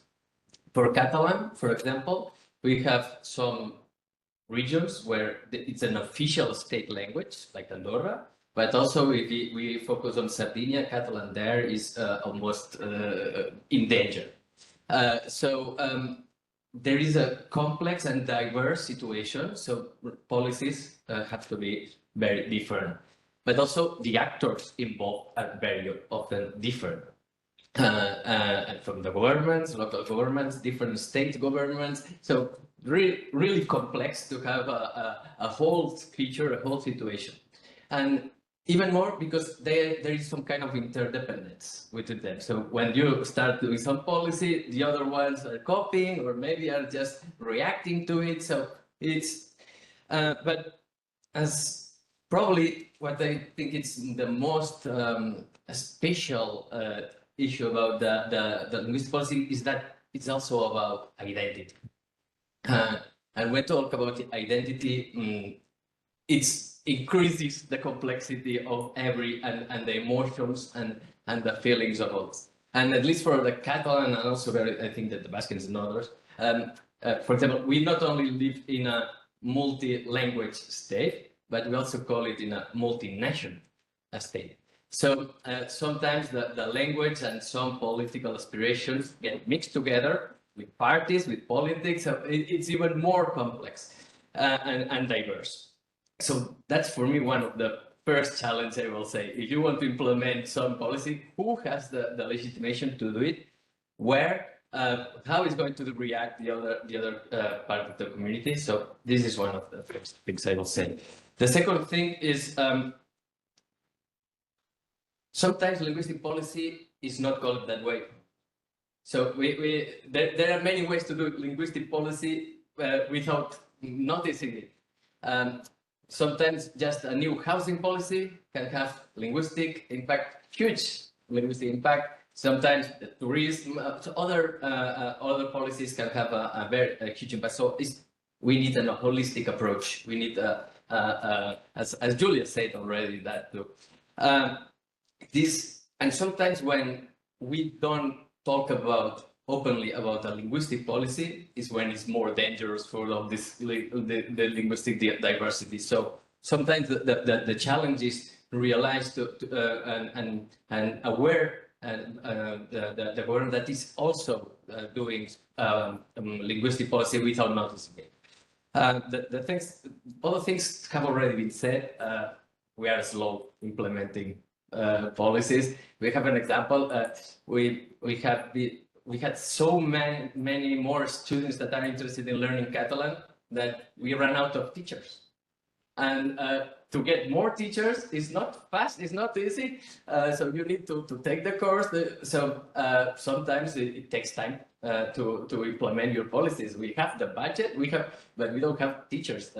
So it's just an example. And another thing is, as I said, it's holistic, it's interdependent, and I think that sometimes the research also is needed, and the reality is also changing. When we talk about the use of Catalan in Catalonia, for example, we have seen some areas that are under-researched, that they need to be more research there. From my point of view, as I already said, I'm focusing on the digital arena. I think that the digital diglossia has been huge problem, but at the same time, it's a huge opportunity. For Catalans, for example, we are 85th, 56th language in the world in number of speakers, but on the internet, we are 35th language on number of contents there. So for us, the digital space has been an opportunity that the civil society has lived this opportunity, and that just right now, the institutions and the government is helping them. So the bottom-up approach in the digital arena is a huge opportunity. I think you should take. And I'm running out of time, but let me just finish saying that I think that another thing we should focus on is about the future. Language policy is about the expectation, about the shared future, not only about the past and folklore, and it's also, you have to make clear that it's important for the future of the community, of the people. If you always focus on the past, you will not get an interesting and many people on board. Thank you. Then next we have Sabrina Razo. Sabrina is director of the Ladin Cultural Institute and was formerly responsible for the unit of Latin language policy of the Comune General de Fascia in the province of Trento, Italia. In the last 3 years, she has been working on CLAM 2021, the socio-linguistic inquiry for the minority languages of the region, Trentino South Tyrol. And she was a vice chair of the Network to Promote Linguistic Diversity and is the coordinator of the ECCA project. Sabrina, what difficulties have you encountered when trying to implement policies designed at the institutional and legislative level? So thank you very much first of all for having me here. And yes, starting from the point of view of the Latin communities, I would say that we have on the paper everything we need. Because you know that after the First World War, we became part of Italy, coming from Austria, of course, from the empire. And starting from that point, from the point of view of minority language diversity, there was a development in this sense. And so we can say that we are contributing to the autonomy of the province of Trento and of the region Trentino-South Tyrol. And this is the reason why the community is so monitored also for this reason. So going to the point, I would say that the Latin valleys are involved in language policy actions, also from the point of view of not being all together. I mean, we are split in several valleys, but the point is that we are also split in 3 provinces and 2 regions, because so Italy wanted so the Latins to disappear, but this made us so even more aware about our being Latins and being not Italian and also not German. So we, as I said, do have modern policy laws. We get financial funding. We have also yearly language policy programs, but the point is that yearly language policy programs are not enough, because you have to program in long term splits, periods, and so I think that one of the points that have to refer also to legislation at the moment is this one. Latin is also present in the schools, and at this point we could say that we have also immersive Latin. It's mandatory, and so we have to learn Latin there. From the legislative point of view, everything is okay. But then we need, as you said, it to implement so teacher training and contents, and it's very difficult to give teachers the possibility to be, let's say, to compete with other languages, and not only with the Italian language, but also with the others in the school. And so Latin remains so the smallest one, the one who needs help, and so also from this point of view, there is a gap, because okay, we should be more concentrated on creating materials that are up to date and that are like the others, not so. Sometimes I use the word naive, because we are teaching Latin as we would like to teach Italian, German, English, and other foreign languages, even if, okay, Latin is not a foreign language, it is the language of the community. But first of all, I would say that what we lack at the moment is not what we can get from institutions, but we lack awareness. I mean, the community and also young people give it for granted, because we are not part of that period in history where we struggled to get the rights. Now we have the rights, but we don't feel the duty to go on with the safeguarding of the community and of the Latin language.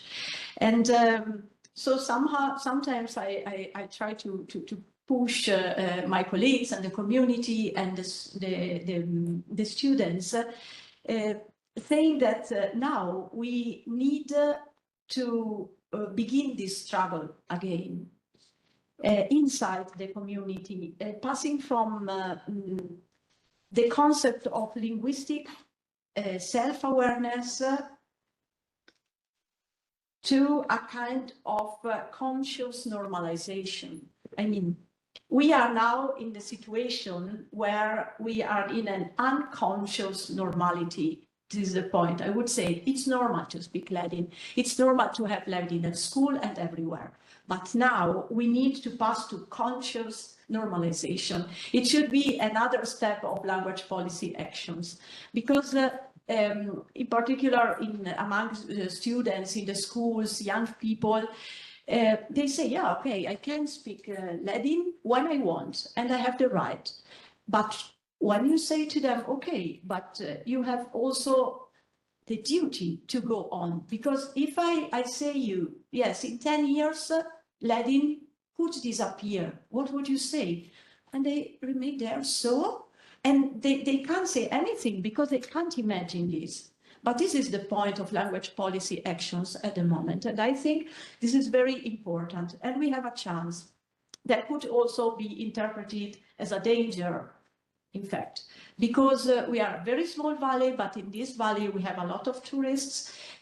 But tourists can be, okay, a danger, but also a chance, because they give us the possibility to meet other people, to show who we are from the identity point of view. Okay, we are part of the Dolomites, and you know it's UNESCO heritage, and so it's really difficult to focus on culture and identity when you speak about places where tourists come for other reasons, for natural reasons. But on the other hand, I would say that the fact that a lot of people come from outside also to work and to live, and they decide to live in Fassa Valley, we have potential new speakers coming, I would say, also from all over the world, because workers come from South America, from Russia, from everywhere in Europe and outside Europe. And in this case, we should take this chance and welcome these people, because we need new speakers. In Fassa Valley, we are 10,000. In all the Ladinia, we call it Ladinia, it's this Latin territory belonging to different regions.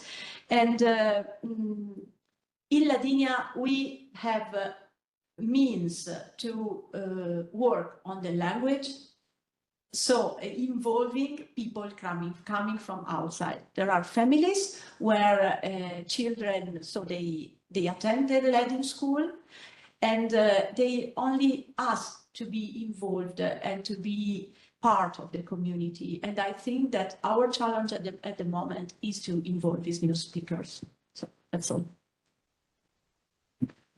Thank you, Sabrina. Then we have Teresa Grandic, who is an editor-in-chief of Hrvatske novine, the Croatian weekly newspaper.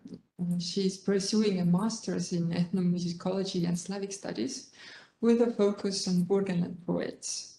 And she's also active in the Croatian Academic Club, performs in folk ensembles. And in her hometown, Stinjaki, she works with the cultural initiative Stinac and helped establish the virtual archive Stinjaki. So Teresa, from your background in minoritized language media, NGO and cultural activities, what kinds of contributions or insights do you think are often overlooked in language policy planning? I think, first of all, it's very important to mark that in Burgenland Christian community, actually, there is no institutionalized language planning. There is no research center, and there is no one that is professionally dealing with Burgenland Christian language. We have some researchers, and there is research on Burgenland Christian language, but nothing that is connected to the Burgenland Christian community or to some kind of big governmental strategy on how to save Burgenland Christian language, because it's an endangered language. Actually, Brigitte Busch is now talking about necessary revitalization of Burman Croatian language, but there are no real steps on how to provide those steps. So I think our community has only little experience on how to spread language and how to revitalize it. And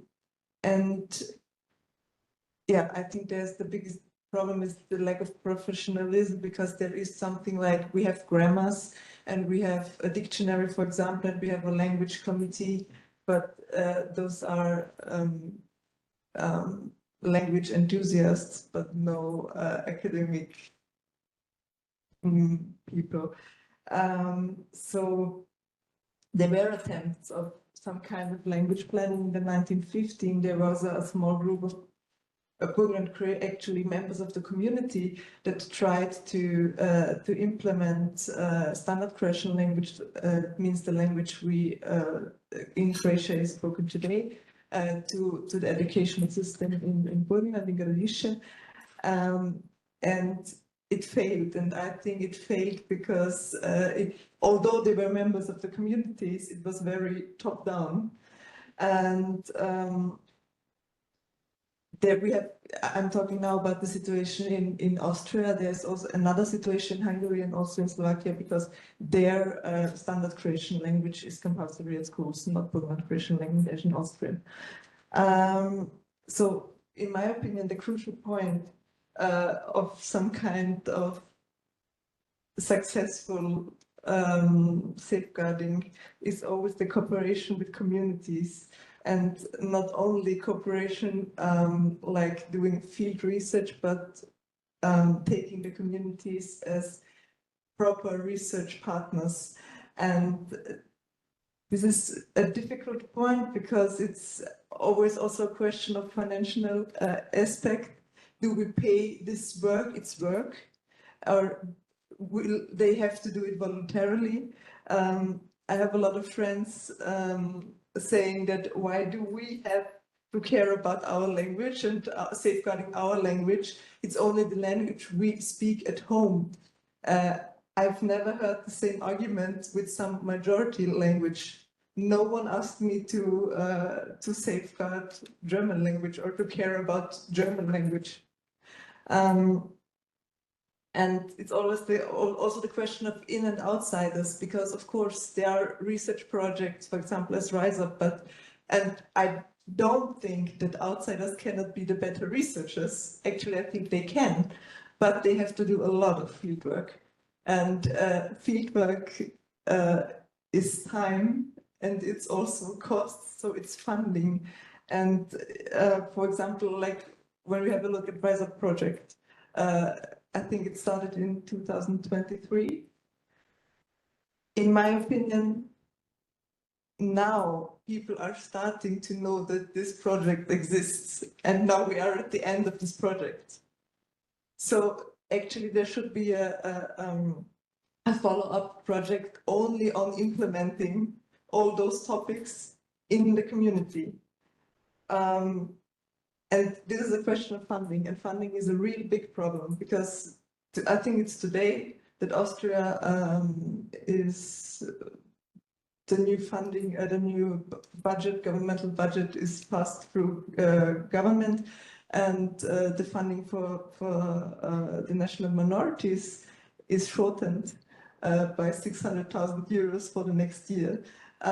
So I think we had it in the keynote.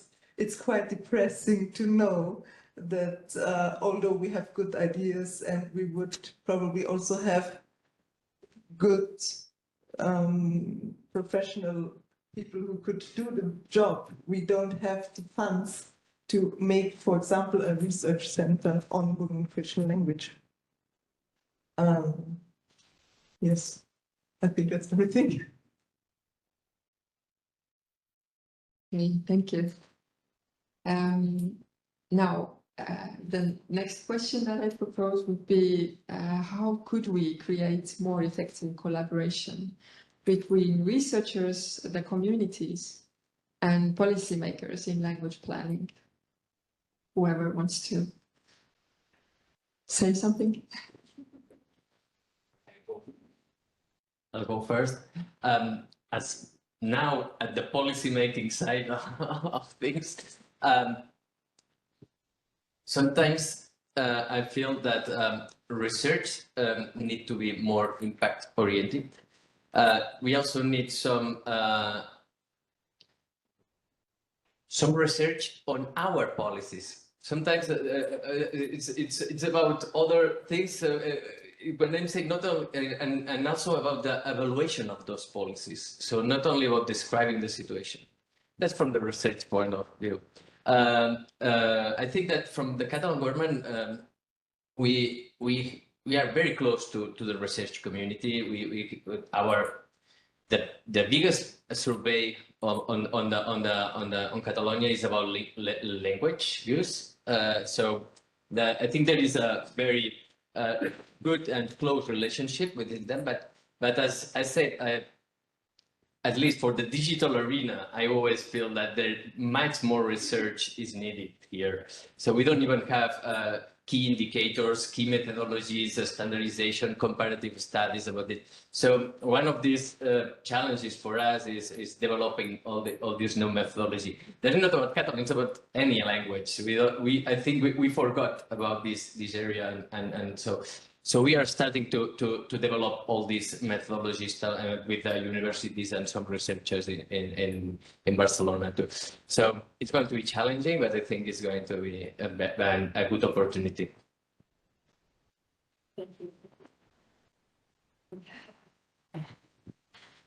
Yeah, I agree with you. I also think that it's important that researchers, policymakers, and people working in the field, putting things into practice, are very much into contact.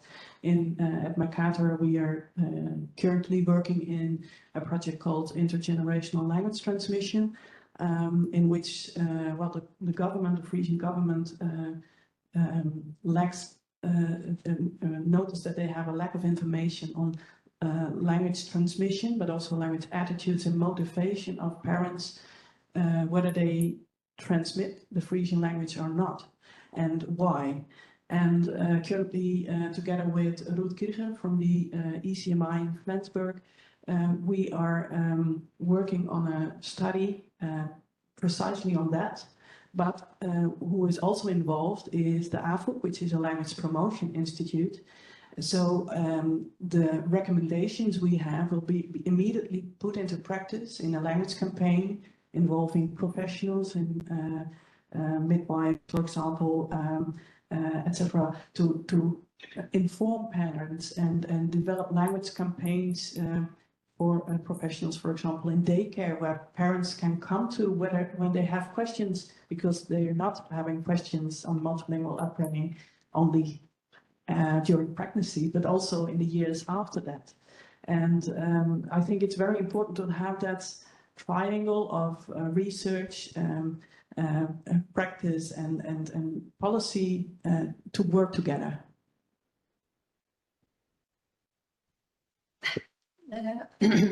I would like just to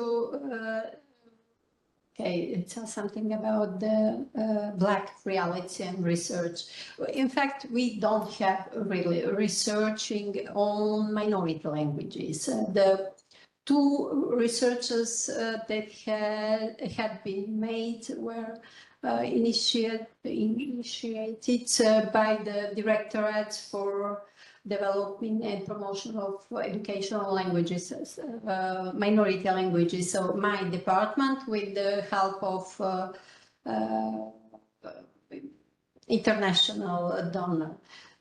So 2010, we had the research, and we have pointed out really the bad situation with the education of the minority, smaller minorities. You know, Macedonia had a conflict between the two biggest community in 2001, and since between Macedonian and Albanians, and since then we have a really polarized society. So the smaller minorities are really marginalized now, you know.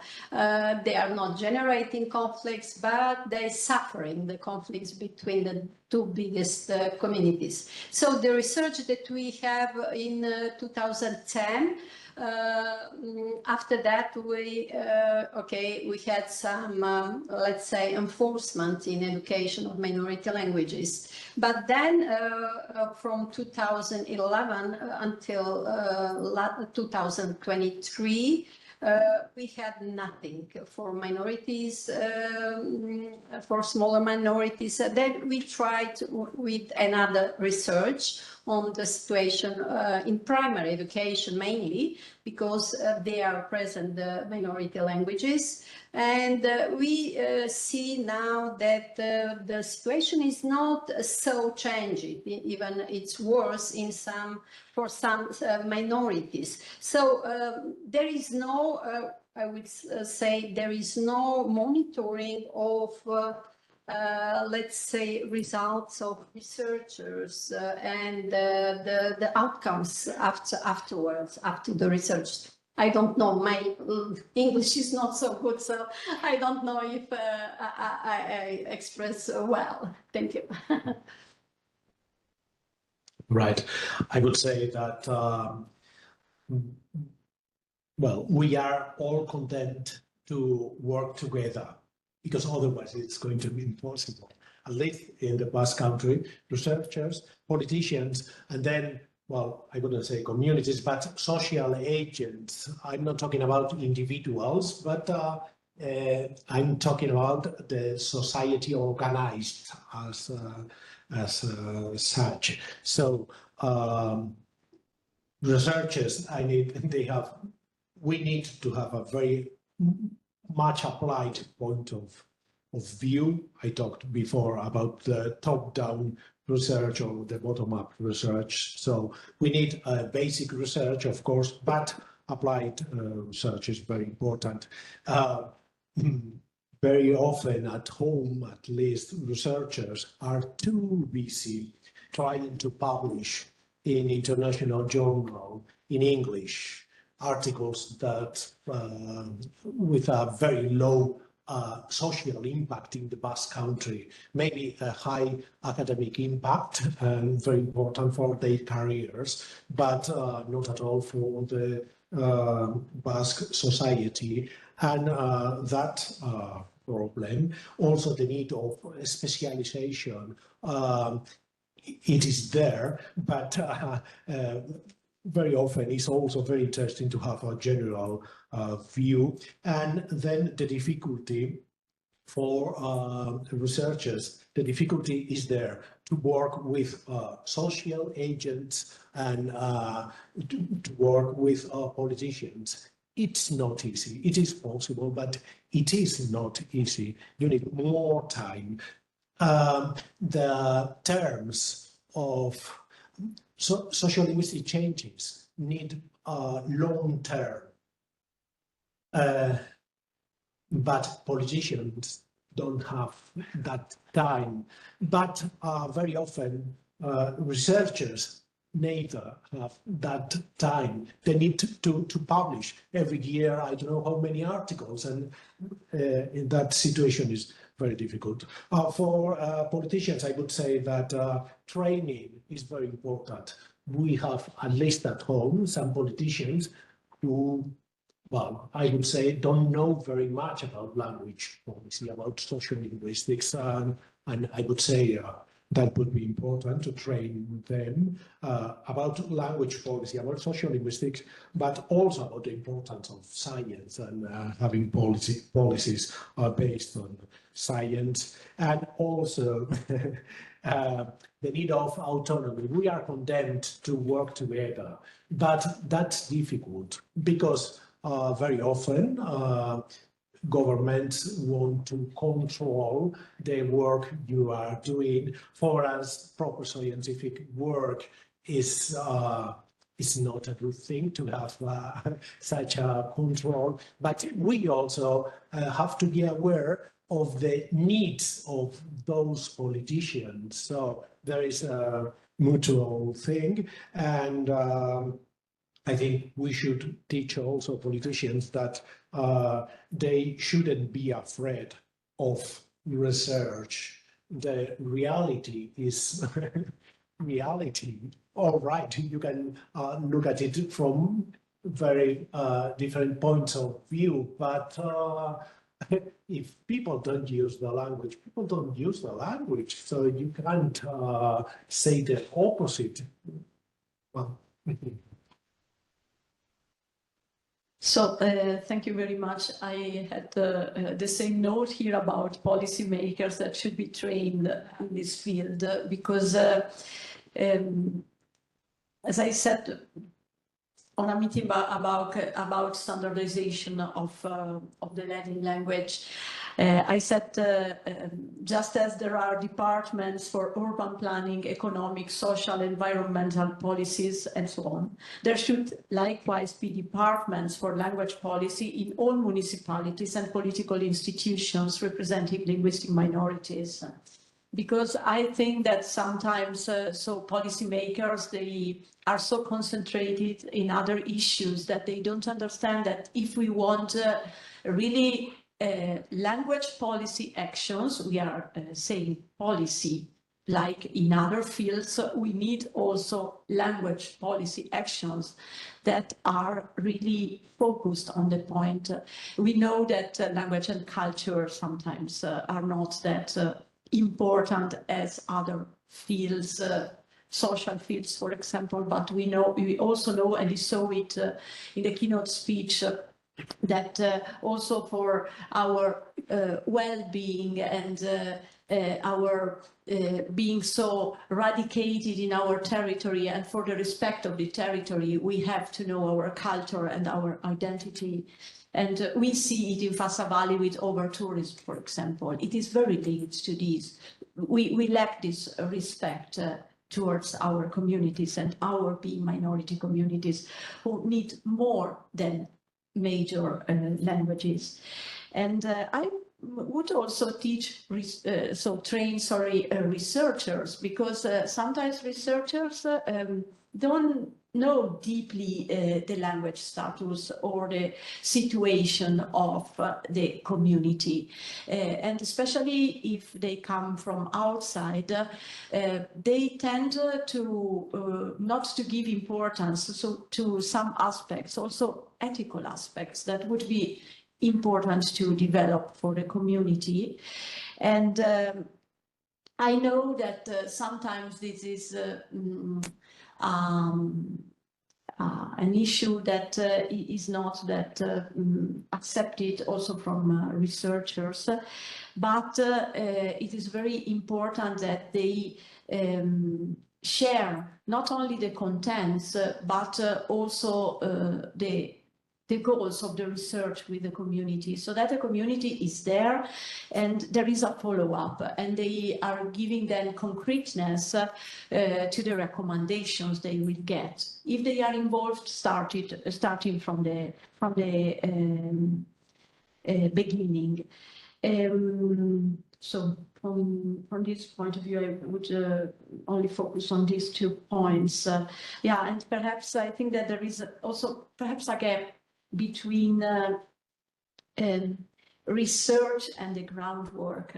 So, as you said, we are researching, we are having programs and projects, but then there is another step. That is, how do we now give it back to our communities? And this is the point that we should face. We have great projects, great research, and perhaps they are also going to function, I mean, to work. But now we have to involve the community and to make them aware of this. Yes, and I also think research can be political and should be political in some kind that people who are invested, for example, with minority languages, it is important that research also aims out to political forces so that they know, for example, that a language is endangered, and that they state some points that probably politics don't communicate in that way. And I think this is very important. This is also something research can give back to the community. It's a huge help. And on the other hand, research is also important because research has some value. I think we talked about language prestige, and of course, if people see that there's research interested in some topics of your community, they will probably start to somehow see the importance of your language, for example. So I think this is very effective, and for the question of research and somehow policy making, I know that there's always some kind of wish to give an overall view of a topic, but I think it's more effective if, for example, also research is concentrating on one little topic, for example, on one little community, because we have no homogenic communities, also in Bulgarian Christian communities. There are different types of language knowledge, different types of dialects. So if you want to change something also in research, it's important to have a concrete look on small communities in the community to really have an impact in some kind of language planning or policy. Thank you, everybody. Then we go on to the next question. What are some practical strategies to make language policies more adaptable to on-the-ground realities? I hope it's everything I say, it's understandable because of my English. But to make language policies more adaptable to on-the-ground realities, it is essential that they are flexible, let's say context sensitive, and responsive to the needs of community. So there are several strategies to follow to have this type of language policy. First of all, consultation with local communities before formulating and writing, revising language policies. It's crucial to consult directly with the minorities or with the community most affected by them. This can include teachers, linguists, parents, students, and language activists or community leaders also. So also the strategy of flexible and contextualized policy framework. Language policy should not be one size fits all. So they should be tailored to the specific linguistic, cultural and socioeconomic realities of each region and or community. I mentioned previously the example of curricula for Blacks, you know, that we try to make something that our community really needed, not just to have a curricula. So the policies should be tailored to the specific context. Also, I think the implementation of policy, language policy especially, has to be piloting. So, you know, we have several examples of policies that fail to success because they are nationwidely implemented, and you know it doesn't fit for all communities or regions. So I think these programs has this policies has to be piloting for sometimes for period of time in different regions, and then learn from the experience from this piloting. Also, I was trying to explain that previously, continuous monitoring and evaluation is very important for a language policy to be, let's say, in different periods of once a year or twice a year or 2 years, if it's a longer initiative, to be monitoring and evaluating, and then, learn by these outcomes, and of course adjust the policies after this evaluation. If we find that something is not good for this region or this community, we will have the possibility to change it and to, let's say, to have a better result. No, it's enough for me.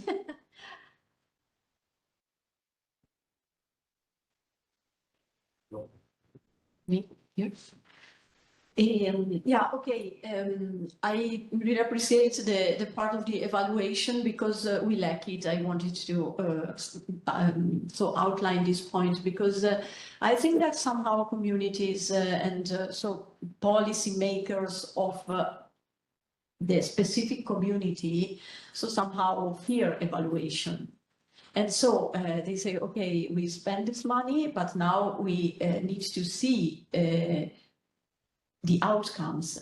And especially if outcomes are not there or they fear this, they don't evaluate. And the community should push them to evaluate and to get then new strategies in order to better what they have been developing until that moment. It's normal that not all policies give the expected outcomes at the first moment. Also, this is one.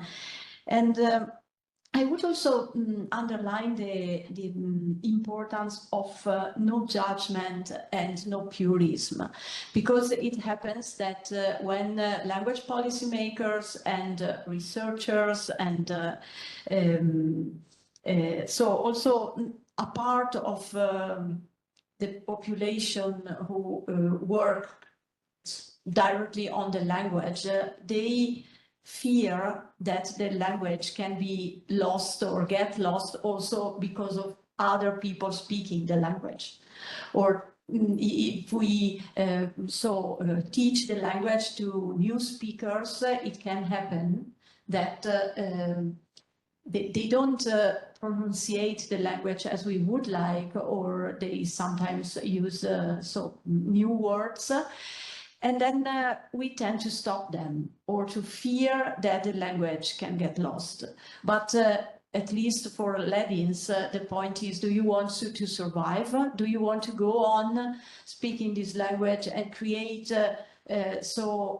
new speakers and a community where Ladin will be spoken also in the future? And this is the first step. I'm not against purism, but I would say that there are different moments. So there is normality in speaking the language, there are the new speakers, and then we can focus on bettering the use of language. But first of all, you need to speak the language and to give the community and new entries to speak. If we don't speak the language, then there won't be language policy actions anymore. So we have to give this to make these different steps work together and go on together. And I would also suggest aligning policy with motivation. Julia said this, motivation is the core. We don't need this great researches if we don't have motivation. it's not something that has to do with publications, but then we want so this in-between researchers who will help to decline. So sorry, it's a post friend. To give concreteness to the recommendations coming from the research. So we need research, but then I call them in-between researchers. So trying to give back to the community what we discovered as researchers. I say we because I was born as researcher and then I am working in the community. But I think we need this transition people. Okay. I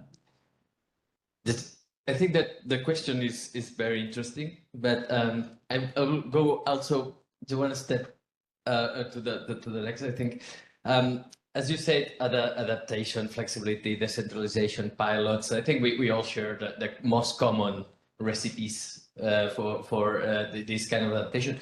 But for me, it's also very important to get researchers, civil society involved. And what I mean involved is, before you all say that politicians should listen, should be trained, but I think that the civil society should be also writing with the politicians all together. Because when you start getting involved in the process of policy making, then different things happen. And that's what we have been doing for the last 2 years in Catalonia. We just, 1 month ago, we published it's not official translation yet, but it's called the National Pact for Catalan Language. That involves all society, involves researchers, universities, involves political parties, involves the parliament, involves labor unions, involves activists. It took 3 years. Collaboration is not easy, and it took 2 governments. But it's a huge, it's big document. It's about 140 pages, and have I think it's very, very useful, because it's going to be a way of politicians to write and to be transparent about what they're going to do. They will be able to get evaluated. You can be able to monitor what is going to be done. But at the same time, it has been an exercise of shared expectations and shared goals and clarifying these goals. So I think this was a difficult process. It was the approval of it was not easy, but I think it helps also all the way down, because once you have all this broad consensus on issues, the adaptability, the flexibility is already there, but you have the shared goal. So I think that we are very happy about it. We are having having great expectations about it, because I think this can be a turning point. So for the first time, we can say we have a whole consensus strategy, and it's also transparent, can be evaluated. And yes, as politicians, I think we are brave of doing that. We are afraid because you can be, but I think it's a compromise. It's a transparency. So my question is, not only researchers should write papers, but also politicians should write and be transparent about their policies. One question. Okay, 3 years for writing this strategy. What will happen if the political, let's say, power changes? Will the next, let's say, government will continue with these policies? Because that's the main problem in my country. You know, every other government changes the policies, tries the new one, and you know, that's no ending. Thank you. No, it's a very good question. We also asked this question. That's probably one of the main reasons we push for this national pact, because the most important political parties are signing them. So also the opposition, except one, except the one that I'm sure is probably going to sign somewhere soon. So I think that it's a big enough consensus. Nobody's against this. So maybe they feel that they should be more ambitious, but I think it's a shared consensus that nobody really says, I'm against this pact, you know? How do you gather all these political parties? Really, it's a huge work. Huh? Yeah, thanks. I think it is. I also think it's very important to monitor that policy. It counts for all minorities, but you mentioned politicians are afraid of these evaluations, but I think it's also important to stress that change takes time. And it won't take like 2 years, it takes much longer. Not that I say that you have to keep on doing stuff that isn't effective for decades and decades, but you do need to give it time to be implemented. You gave the perfect example even on the Rise Up project. Only after a couple of years it gets known, and now it's the time to implement stuff. So I think that's also important to stress. Yeah, therefore I think it's very important that such laws are visible, because only visibility can evoke some kind of discussion, and that discussion is never bad, in my opinion, because I have the feeling there's often from political sides, they say no one said something on this topic. We want first that you reach out to us so that we can do something. But minorities are often connected to shame, to less possibilities. And if there is something done for the community, politics should not be afraid to do the evaluation and to some kind of force some discussion on it, and to be prepared to change afterwards the things they started. Yeah, all right. And then a couple of ideas about, we were talking about the adaptability of the language policies. I think we need for active politicians and active researchers also, and for an active society. I believe that activism is very important, but in all those levels. And it is important for me also to take into account the different levels of government. It is very important, the general government, but local, at least in our case, local councils in the Basque Country have done a huge work for the language, so they are very important also. And someone mentioned before intersectionality or cross. I think it is very important, the transversality of language policies, because language is something needed for any other social or political activity. So in any social or political activity, we have language involved. So we can't focus just on the language policy section of the government, but we have to try to influence everywhere. And then an idea about collaboration. You may know that political conflict in the Basque Country was very intense for decades, but during the last, I would say, 2 decades, the situation is changing very much. So the collaboration between the government and the social agents is increasing.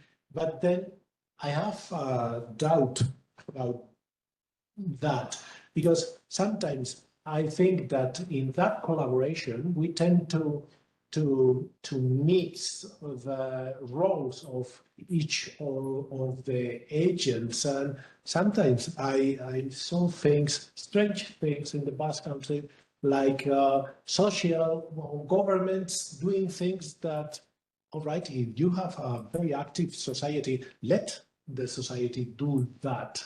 Don't don't do it for yourself. Just let them. But the same for the social agents. I mean, if you have a good government, just do some things to the government. I think collaboration, yes, but not for everything in every field.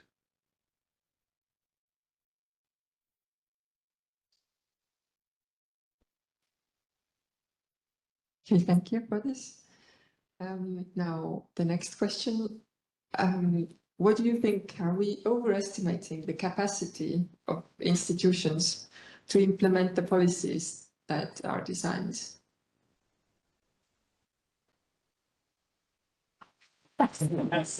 Yeah. Yes, we often overestimate the capacity of institutions to implement the policies we design. These overestimation stems from a disconnect between policy design and on-the-ground realities. Policymakers may assume that the institutions, such as schools or local governments or administrative bodies, have sufficient resources, knowledge, trained personnel, infrastructure, and organizational culture to carry out complex reforms. But in practice, however, many institutions face sufficient constraints, limited human and financial resources. You know, I've worked in institution, and I know that institution may like qualified staff, you know, from 15 persons in our department, only 3 of us were working because the others were not from the education or came from other sectors that were not really linked with education. So everything has to be done by 3 people, and it was very difficult. Or lack of budget needed to implement some policies. Then administrative overload. You know, institutions are often required to implement multiple overlapping policies, leading to confusion and inefficiency, in fact. Also, weak of coordination and communications. Policy goals may not be clearly communicated, or local actors may not be involved in the planning phase. And really, the implementation then is very, very difficult. There are also political and contextual barriers. Especially in post-conflict multi-ethnic society, as I mentioned, after the conflict that we had 2001, there is continuous, let's say, confronting between the 2 biggest communities. So the smaller communities are forgotten mainly. So, for example, in the educational sector, reforms related to language policy, inclusion, or curricula often fail on at the implementation stage because schools are not provided with the necessary training support on monitoring mechanism. And there I will mention, for example, the schools or the teachers, as I said, for minority languages. And here I have to point out when we speak about minorities, there are differences. Of course, it's different for Catalan because there are 8 million or more, I don't know, but blacks in North Macedonia are only 9,000. Okay, that's a small country, but it's 0.47% of the entire population. So, you know, and the others community also are not so big. And entirely we are about 10 or 12%, the 6 mentioned smaller communities in the constitution. So the political and the political context really, let's say, don't give us the possibility to implement or to succeed with our policies. Thank you very much. Thanks for the short. All right. So also a couple of ideas about this subject. Well, first of all, I don't know in your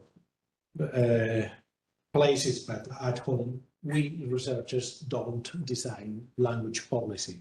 In some cases, we are invited to participate in some participatory processes. And sometimes I would say, not always, not everywhere, but sometimes the governance of these processes is not clear enough. You are invited to participate, but who is going to decide afterwards and where and when, it's not clear. So we have seen very powerful processes with a very powerful result, but then in some places they decided to have some other measures, very different from those were proposed in the process. So I think there is for this overestimation, there is a very complicated balance between idealism and realism. And yes, language policy, as I would say, any other policy and politics, is about ideology. Of course, depending on the ideology of the politicians, the policies are very different, and that applies also to languages. And for cases as ours, where language, there is a general interest for language in society, it could be a source of vote. So maybe there are some politicians who make promises with the aim of gaining votes, but then when they arrive, the political will is not big. And then very important legal limitations. We are under two different states, France and Spain, with very different structures, but even in the Spanish part of the Basque territory, with an important degree of political autonomy, there are many limitations. I mean, we have laws, language laws related to I don't know, like the language requirement for civil servants that have been applied for decades, but now there is a legal battle against those laws because the context is changed and some political interests have changed also. So that's very important also. Okay, just brief. Okay. Yeah, I would just stress, well, it's also mentioned here, to keep on going with the dialogue between research policies and people on the work floor. And additionally to that, perhaps I can really recommend not to look only to your context, but also to other contexts in Europe where a minority language is spoken. Visit academic conferences, for example, together with people from the other institutions from your region, and get in touch with people from other minorities. Visit symposia, for example, organized by the NPLD. They're very inspiring, and you get a lot of examples of best practices that you can bring home.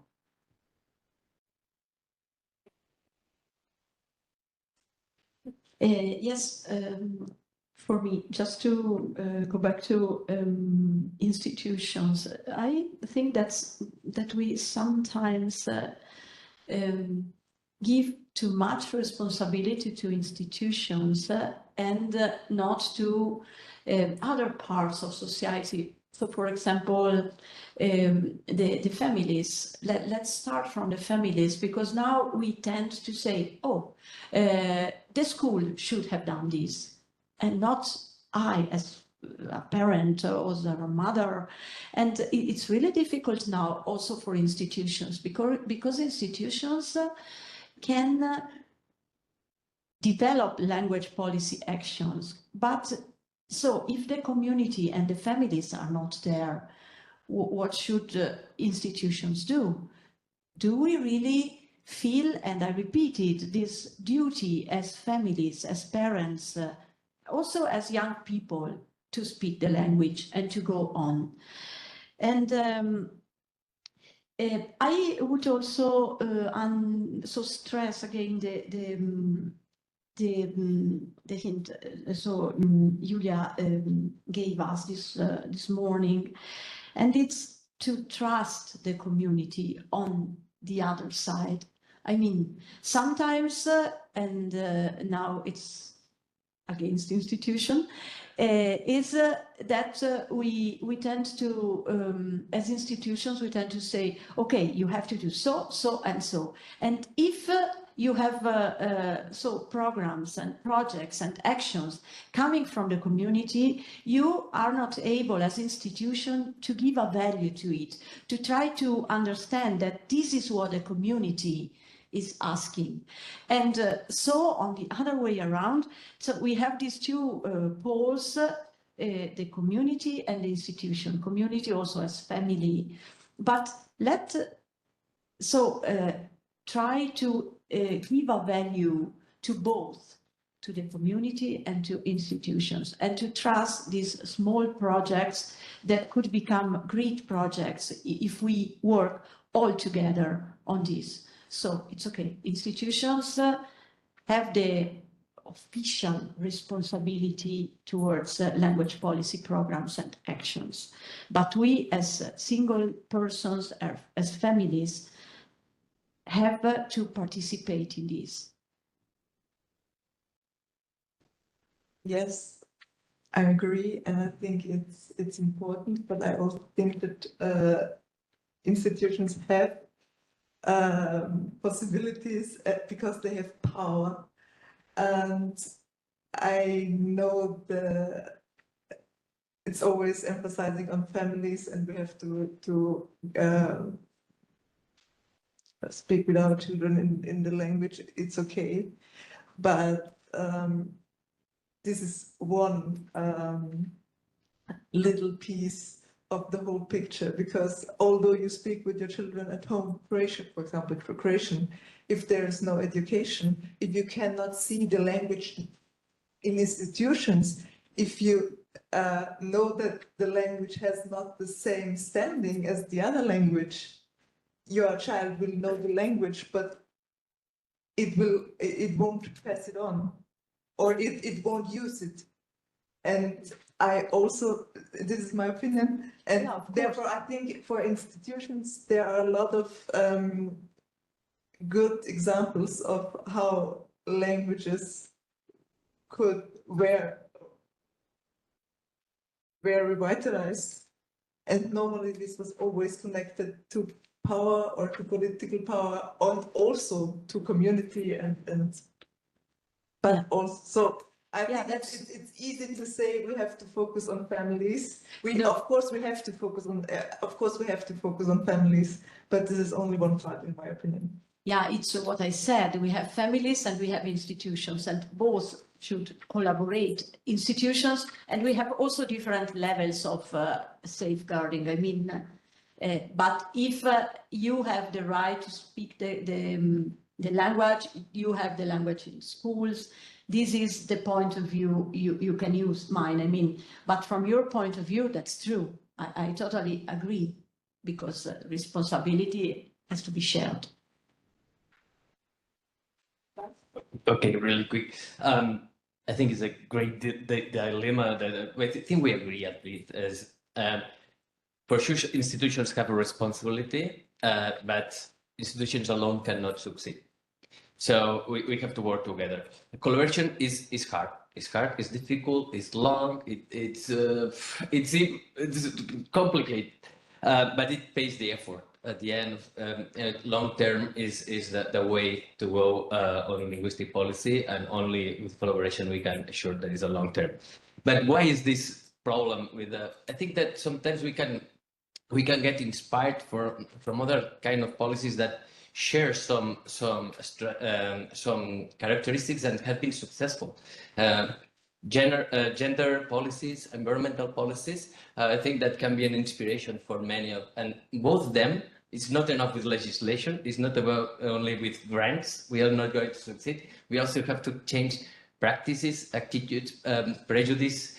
So it's all about this. So we need really a close collaboration between civil society and institutions. Thank you. I think we can now go to the audience for questions.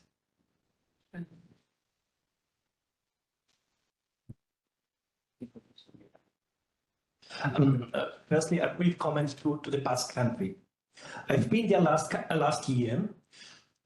The language didn't sound sexy for me, but 3 weeks later, I listened to the music and said, wow, interesting, I want to learn the language. And then I found out, which makes me bothering me with almost all languages, is 2/3 of the sentence of the words are stressed at the end of the word, or the accentuation, okay. But the others are maybe on the second syllable or even on the first syllable. But there's no sign, there's no accentuation as in ancient Greek. Also, I'm not sure whether there's a long vowel. Okay, so this is a lot of barriers for me to learn this because I don't have the support here in Vienna. I don't have the literature. I was looking into books. I couldn't find the solution. So in digital times, it would be easy to add this accentuation to documents and text, to have foreigners or people living in the country to learn the language. But this is just a minority issue. My main point is the following. My background is information science and terminology science, which was set up 60 years ago in Vienna. And I partly have the feeling that you are blind on half an eye. The key sentence is the following. If you don't have updated terminology, the people will not use that minority language at all. And I give examples. My wife is born in Vojvodina. She's graduated in Hungarian, and mother language is Hungarian and Serbian. She speaks perfectly German and English. I found out each time when she speaks about automotive terminology and mobility, she speaks in Serbian because she did the driving license in Serbia and she doesn't know their terminology. She does not use the Hungarian or she doesn't know the German terminology. When she speaks about business, she does it in English because she works all day in English and she never learned the German or the Hungarian or Serbian terminology in that regard.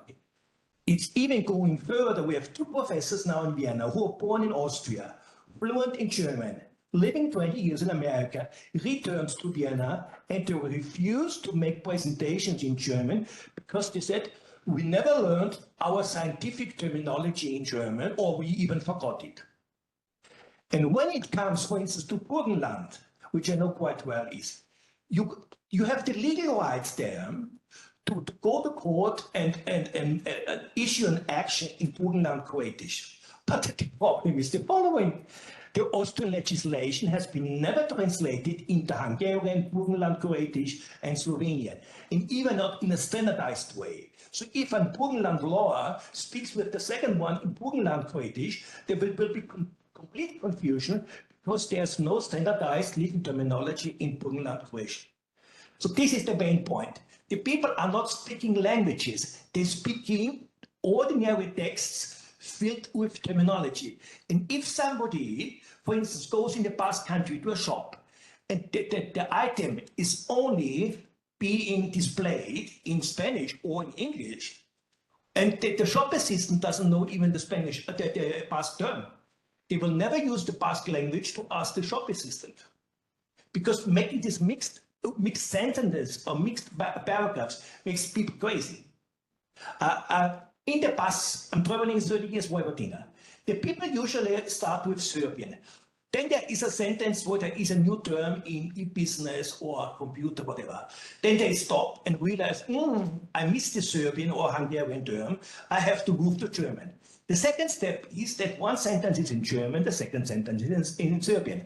And then the third step is that they completely kick out the Serbian and continue in German, because they miss this specialized terminology. So good countries, for instance, like Catalonia or Basque, whatever, they always not only set up a language policy, but at the same time a terminology policy. And if this terminology is not updated and communicated, is not in the shop available, you can tell the people 100 times to switch the language, they will not do it. I would only like to add that there is terminology for court language. There's actually also a dictionary, but the problem is that you're right. People are not using it because it's very difficult to go to court to Google creation, and you have to face a lot of obstacles if you want to do this. And so there are some really rare enthusiasts that go to court Google creation, but I think I know like 2 or 3 cases in the past 20 years. And there are those people who would know the terminology because they dealt with the topic, and they probably also have a broader dictionary. Yeah. I would say 2 things. One is terminology is necessary but not enough. I mean, and then terminology is part of language policy also. And then it's, how would I say, we have situations where children use Spanish or English words for playing football, but they played in Basque. And nowadays, it's sometimes the opposite. They know the words to the technical words or to name the things in football, but they play in Spanish, necessary but not enough. And then it's very much related, terminology, to the use of the language also. What if you have all the terminology, but if in the trials you can't use it because the judge doesn't speak the language, or you don't have so you have the terminology, but you don't have the conditions to use it. So that's really important in our case. Just in few words, I think that it's different levels of language policy. I mean, you are right, you're totally not right. We have to work on corpus planning, but you gave good examples also referring to majority languages. You say, okay, in business we use English because we don't have the words. I think so in this field, majority languages and minority languages are sharing the problem, which becomes more so serious if you are using a minority language that could be also more endangered if it uses other words coming from other languages. But okay, it's different levels of language policy actions. And on the other side, you gave the example in shops. Yeah, another level of language policy actions is the prestige of the language, the use, so the spread use in all situations of the society, and this so academic words like afficher la langue, so use the language everywhere, in every situation, also in shops. It's also good what you are saying, because if you had the name in Spanish, so I think there are places where they do it, and it has to do also with involving all the aspects and levels and sectors of the society, also the private level in this. I think it is very important to have also enterprises, shops involved in language policy actions and to make them aware of how important it is to use it also in the private economic sphere, not only in the institutions or at a public level, but also in a private level, in particular in the economical sector of the language. Yes, really quick. As Emmanuel said, terminology is not enough, that's for sure. In the Catalan government, we have, for the last 10 years, we have had an agency of 30 people just focusing on that. It's called TermCat. I think it was, a kind of experiment that has been very successful and now it's very consolidated. I think it has done a very good job. But what we realize is that it's not enough. So we have to make sure that the relevant media, the most important media, the teachers of every specialty, etc., are using it. So I think the glossia for specialties is common, and it's a common problem for minoritarian languages. But and terminology is always a challenge. But I think it's for sure not enough. Not enough. Yes, just one question in the chat for you, actually. You addressed the topic of Catalan, and it has been very interesting. However, Catalonia is also home of RNS, and we know the Catalan government is making efforts to care for it. Could you talk about the challenges and strategies for caring for two non-majority languages? And is there a will for RNS to have more presence in Catalan territories where it is not spoken? Actually, we have... in Catalonia, we have a demographic change that is a challenge for the Catalan language. We are increasing every year the number of Catalan speakers, and at the same time, our percentage of total population that is speaking Catalan is decreasing. So even if never before have been so many Catalan speakers, at the same time we feel more minoritized at home. So how we are taking care of this? What we are focusing is, first of all, on teaching adults Catalan. And efforts are not enough, for sure. We need more teachers, as I said. We also need digital tools to improve the ones we have. So yeah, it's a great challenge, but I think the job is just giving them more tools to learn Catalan, and then the possibilities to learn and get integrated to the society, it's going to follow. Well, thank you, first of all, for the presentations. I'm quite fascinated by the level of the discussions, and I think this topic, bridging the gap between language policy planning and language policy making, is one of the most relevant topics for the organization that I represent, the NPLD. And I would like to comment on something that Roger Serra said, and also Sabrina. Well, this Pacte Nacional per la Llengua, the National Pact for Catalan Language, I think that it's something that needs to be explained better and also exported, because we need to take into account that very often in the territories where our languages are spoken, now those languages are not the language of the majority of the population. Actually, it's the contrary. So how to convince the other part of the population, especially from the point of view of the governments, because the governments, every 4 years, they run for elections and they want to win them. And how to convince the population that is no longer a speaker of the language of the territory, that investing and putting sources and efforts to preserve and to normalize the language is positive for the whole community, also for those who don't have it as a first language. The same applies to the Basque Country, probably in the Frisian also, like, well, Frisian speakers, you are half-half. I don't know in Ladinia, what's the percentage of the population who speaks Ladinia, but I believe that it's Ladin, sorry, but I believe that it is quite common in the territories that are represented here, in the languages that are represented here.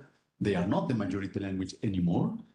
Yet we need to convince those who are not the speakers of the minority language or the minorities language that it's worth it to invest on those languages, to promote, to protect them. I would say that's very important. I don't have the answer, but I would say that we have to add another element, at least for the Basque Country, I guess in the rest of the countries also, is that the population, we have the Basque speakers nowadays are also Spanish speakers or French speakers. They are bilinguals, but those who don't speak Basque, they are usually monolinguals. So we also the Basque speaking population has the possibility of speaking another language, which is Spanish or French. So that's an everyday decision to take. So I would like to ask whether you could give me a judgment for how important software in a given language is. So for example, I know I have Catalan speaking friends, and when I get emails from them, it always says in Catalan, you know, this at this time, person wrote to you. So I know that they're using their email programs in Catalan. So I'm actually, if that's okay, I would ask other speakers of other languages, do you think it would be important to have software translated into minority languages, and what would be the relative role compared to other aspects? So what I mean is, let's say we have some fundings, what percentage of the fundings would you give to software translation, or would maybe other topics be more interesting? Thank you. I think it's very interesting topic as I as is my main job. It's very important. But it is very difficult. It's not only about the money, it's about being relevant for those companies. There are huge companies. They don't care about your grants, or they don't care really about that. They care about giving a good service to the communities. So you probably the best way to get software companies to translate into languages is to have a strong internet community, a strong digital community.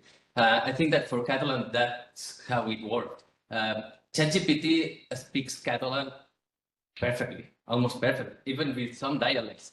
Why? Because OpenAI decided that Catalan was one of the main goals for the project? No, it's because Catalan was already an important language on the internet. So when they just they took everything. They took many parts of it in Catalan. So they learned Catalan accidentally.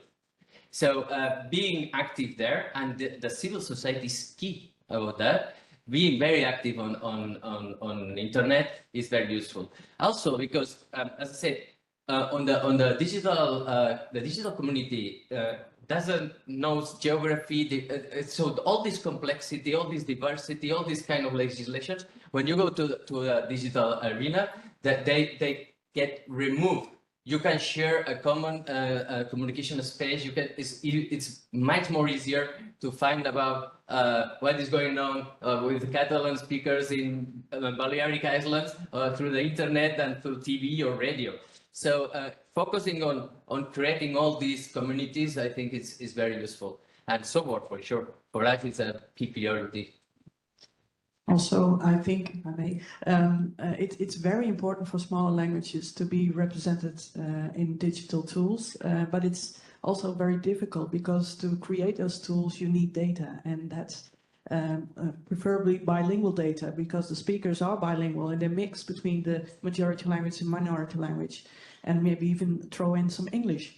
So it's very important to have that data to train the models and also keep on training and developing them, because technologies are going fast, but if a model is not further trained and developed, it will be outdated and the quality will become less and less. So, and governments are usually working with, and grants are usually working on project-based money, while these tools need a little bit longer time, because after the project's done and the tool is developed, it needs to be, how do you say it, maintained.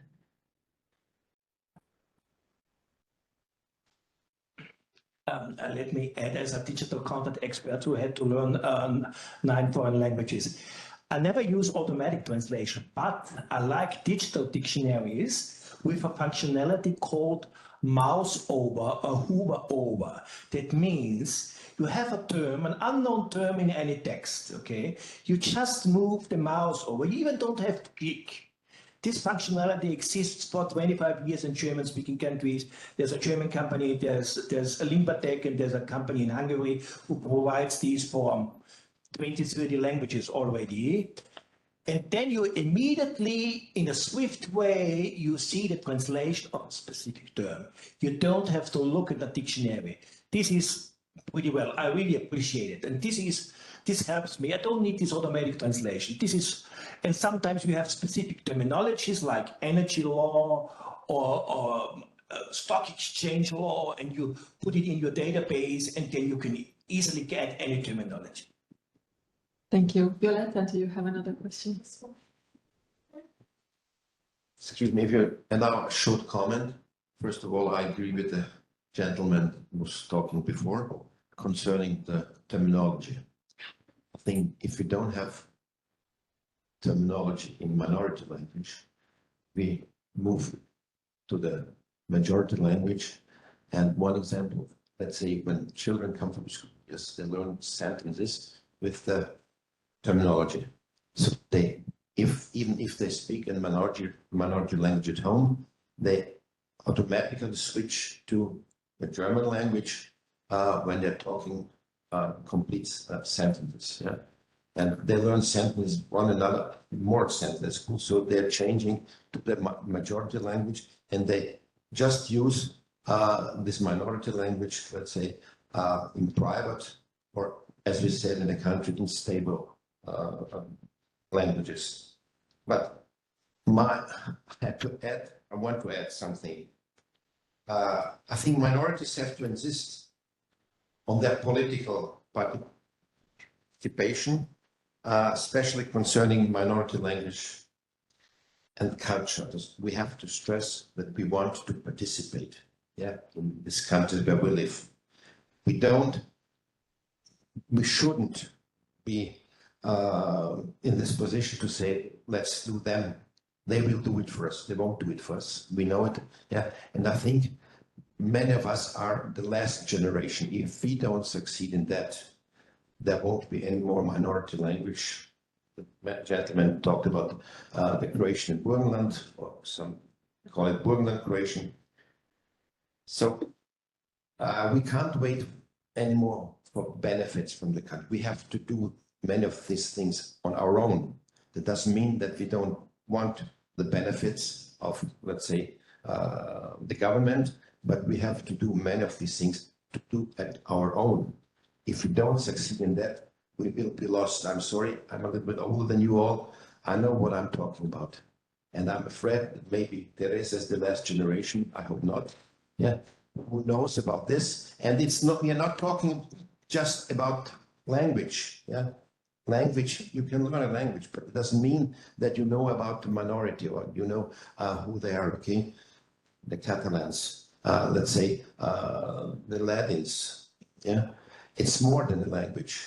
Yeah, it's culture, and it's the environment and all the things that are surrounding, and we have to transport that. Thank you. Thank you.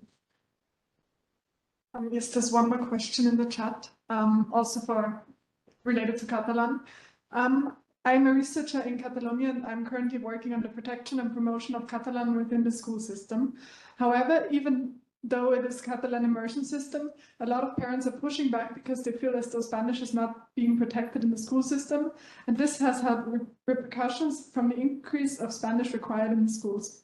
What are your opinions on helping to shift this mindset that L1 Spanish speakers are being threatened by the promotion of Catalan? That's a very political issue. We all know that. What I said is that look at the data. As I said before, when you get close to researchers, to evaluation policies, is when you can be more fair and more objective about the policy outcomes of linguistic policy. And the data shows everybody knows Spanish and not everybody knows Catalan. So at the outcomes, as we all agree, we should judge the policies for the results of it. So I don't think there is no one that ends the school without knowing Spanish. I think that's for sure. The data shows us. So there is the worry is it could be other reasons, but there is not an objective worry about that.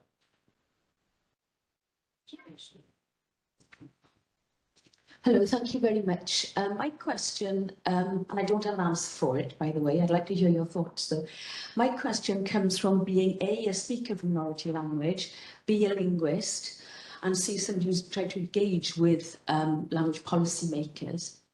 And that is, it seems to me that a question that is often neglected in language policy is policymakers, certain policymakers who are not linguists, can think that their job is done by including the minority language in a given domain. So the minority language isn't in this domain, now it is, fantastic, job done. However, the reality, to go back to a point that was made earlier about the mismatch between the policy and the reality situation, is that a language is not homogeneous at all. There will always be variation in language. And so by introducing a language in a school for practical reasons, not just in school, for other groups of practical reasons, maybe to do with economics, maybe expediency, availability of teachers, we tend to push a standardized variety or a pseudo-standardized variety of that language. Now, we like talking, don't we, about empowerment and inclusion, inclusivity, but in fact, we're doing the very opposite often by saying, right, job done by teaching language X in school, and that's all we want to know. However, many older native speakers of the minority language will be completely excluded from this because the variety that is being pushed is a synthetic Frankensteinian variety, which is very different to the traditional variety of a language. And so you've got a language almost dying and being born at the same time, but linguistically they are very different. And I'm not just talking about terminology, I'm talking about the grammar, I'm talking about the phonetics, all aspects of the language can be very different. And so certainly in certain areas I have engaged with, I see a complete sort of disregard of that particular point, and the language policy, in my view, often needs to be a little bit more nuanced than just saying, okay, we'll include language X and now pat ourselves on the back because we've done our job. Because in fact, we are disempowering the traditional native speakers in many communities by doing precisely that. And we also find, and there is research that points to this, although I don't think research is everything, to be honest, even though I am a researcher and I've published lots of research, you will find that often learners of a language will feel more comfortable talking to each other than talking to native speakers, simply because the linguistic makeup of what they learn and the linguistic makeup of what traditional speakers learn are different. I have no answers, but I'd like to hear your thoughts. Thank you.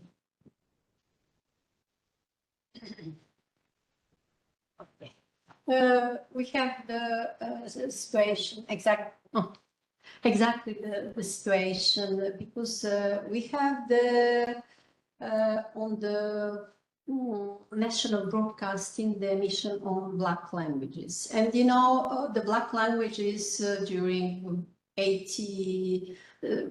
let's say 50 years was not spoken in the society. It was a family language. So while when the Black language was presented on the Black emissions on TV, we had to introduce new terminology because there wasn't terminology of many things that we are using in a modern society.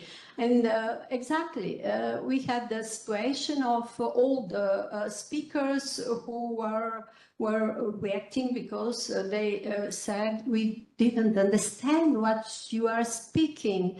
It's not our language. I don't know the rest. I don't have the recipe what's better to do, but having let's say the younger people, the children, as a target group, let's say our projects are mainly targeting the youngest people. So myself, I'm trying to change a little bit the language, to introduce some transparent words to be easier for the young learners to accept the language and to try to speak it. So I don't have the recipes, but I'm for introduction of a new terminology.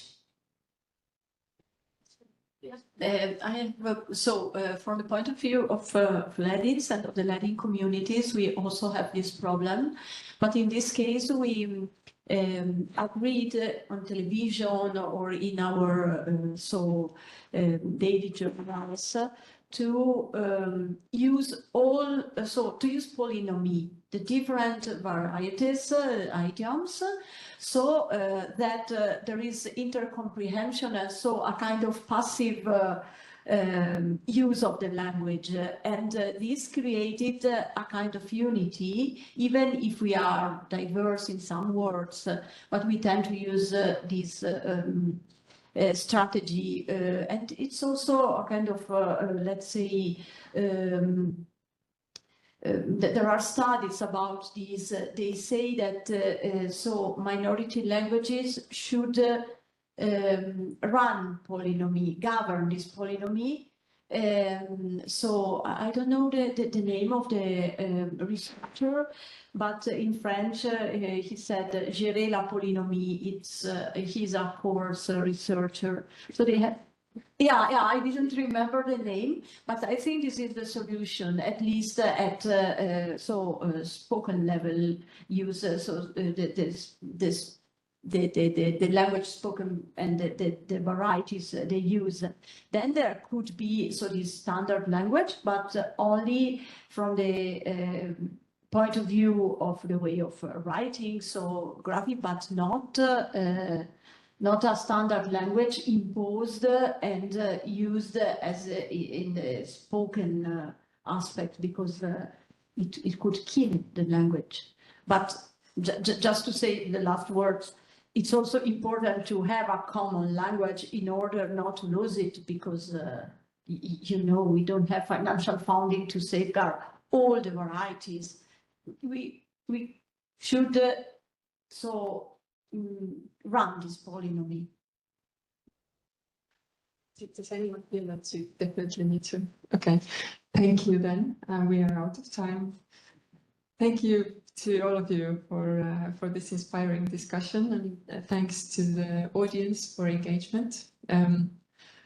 Just to sum up really quickly, I think something that that stood out for me was the importance of this triangle of research, policymakers, and communities or social agents, and then the importance of long-term policies in language policy, because taking into account that change takes time, and the importance of the evaluation of policies, taking into account that not all policies must succeed, that it's kind of normal that they don't, and that we learn from that, and the importance of context, including maybe the different situations in high conflict societies, And also, I would say the importance of new speakers, that was also mentioned.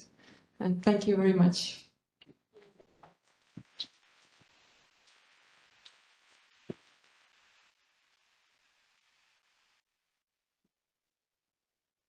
I also want to thank you all for joining our policy roundtable.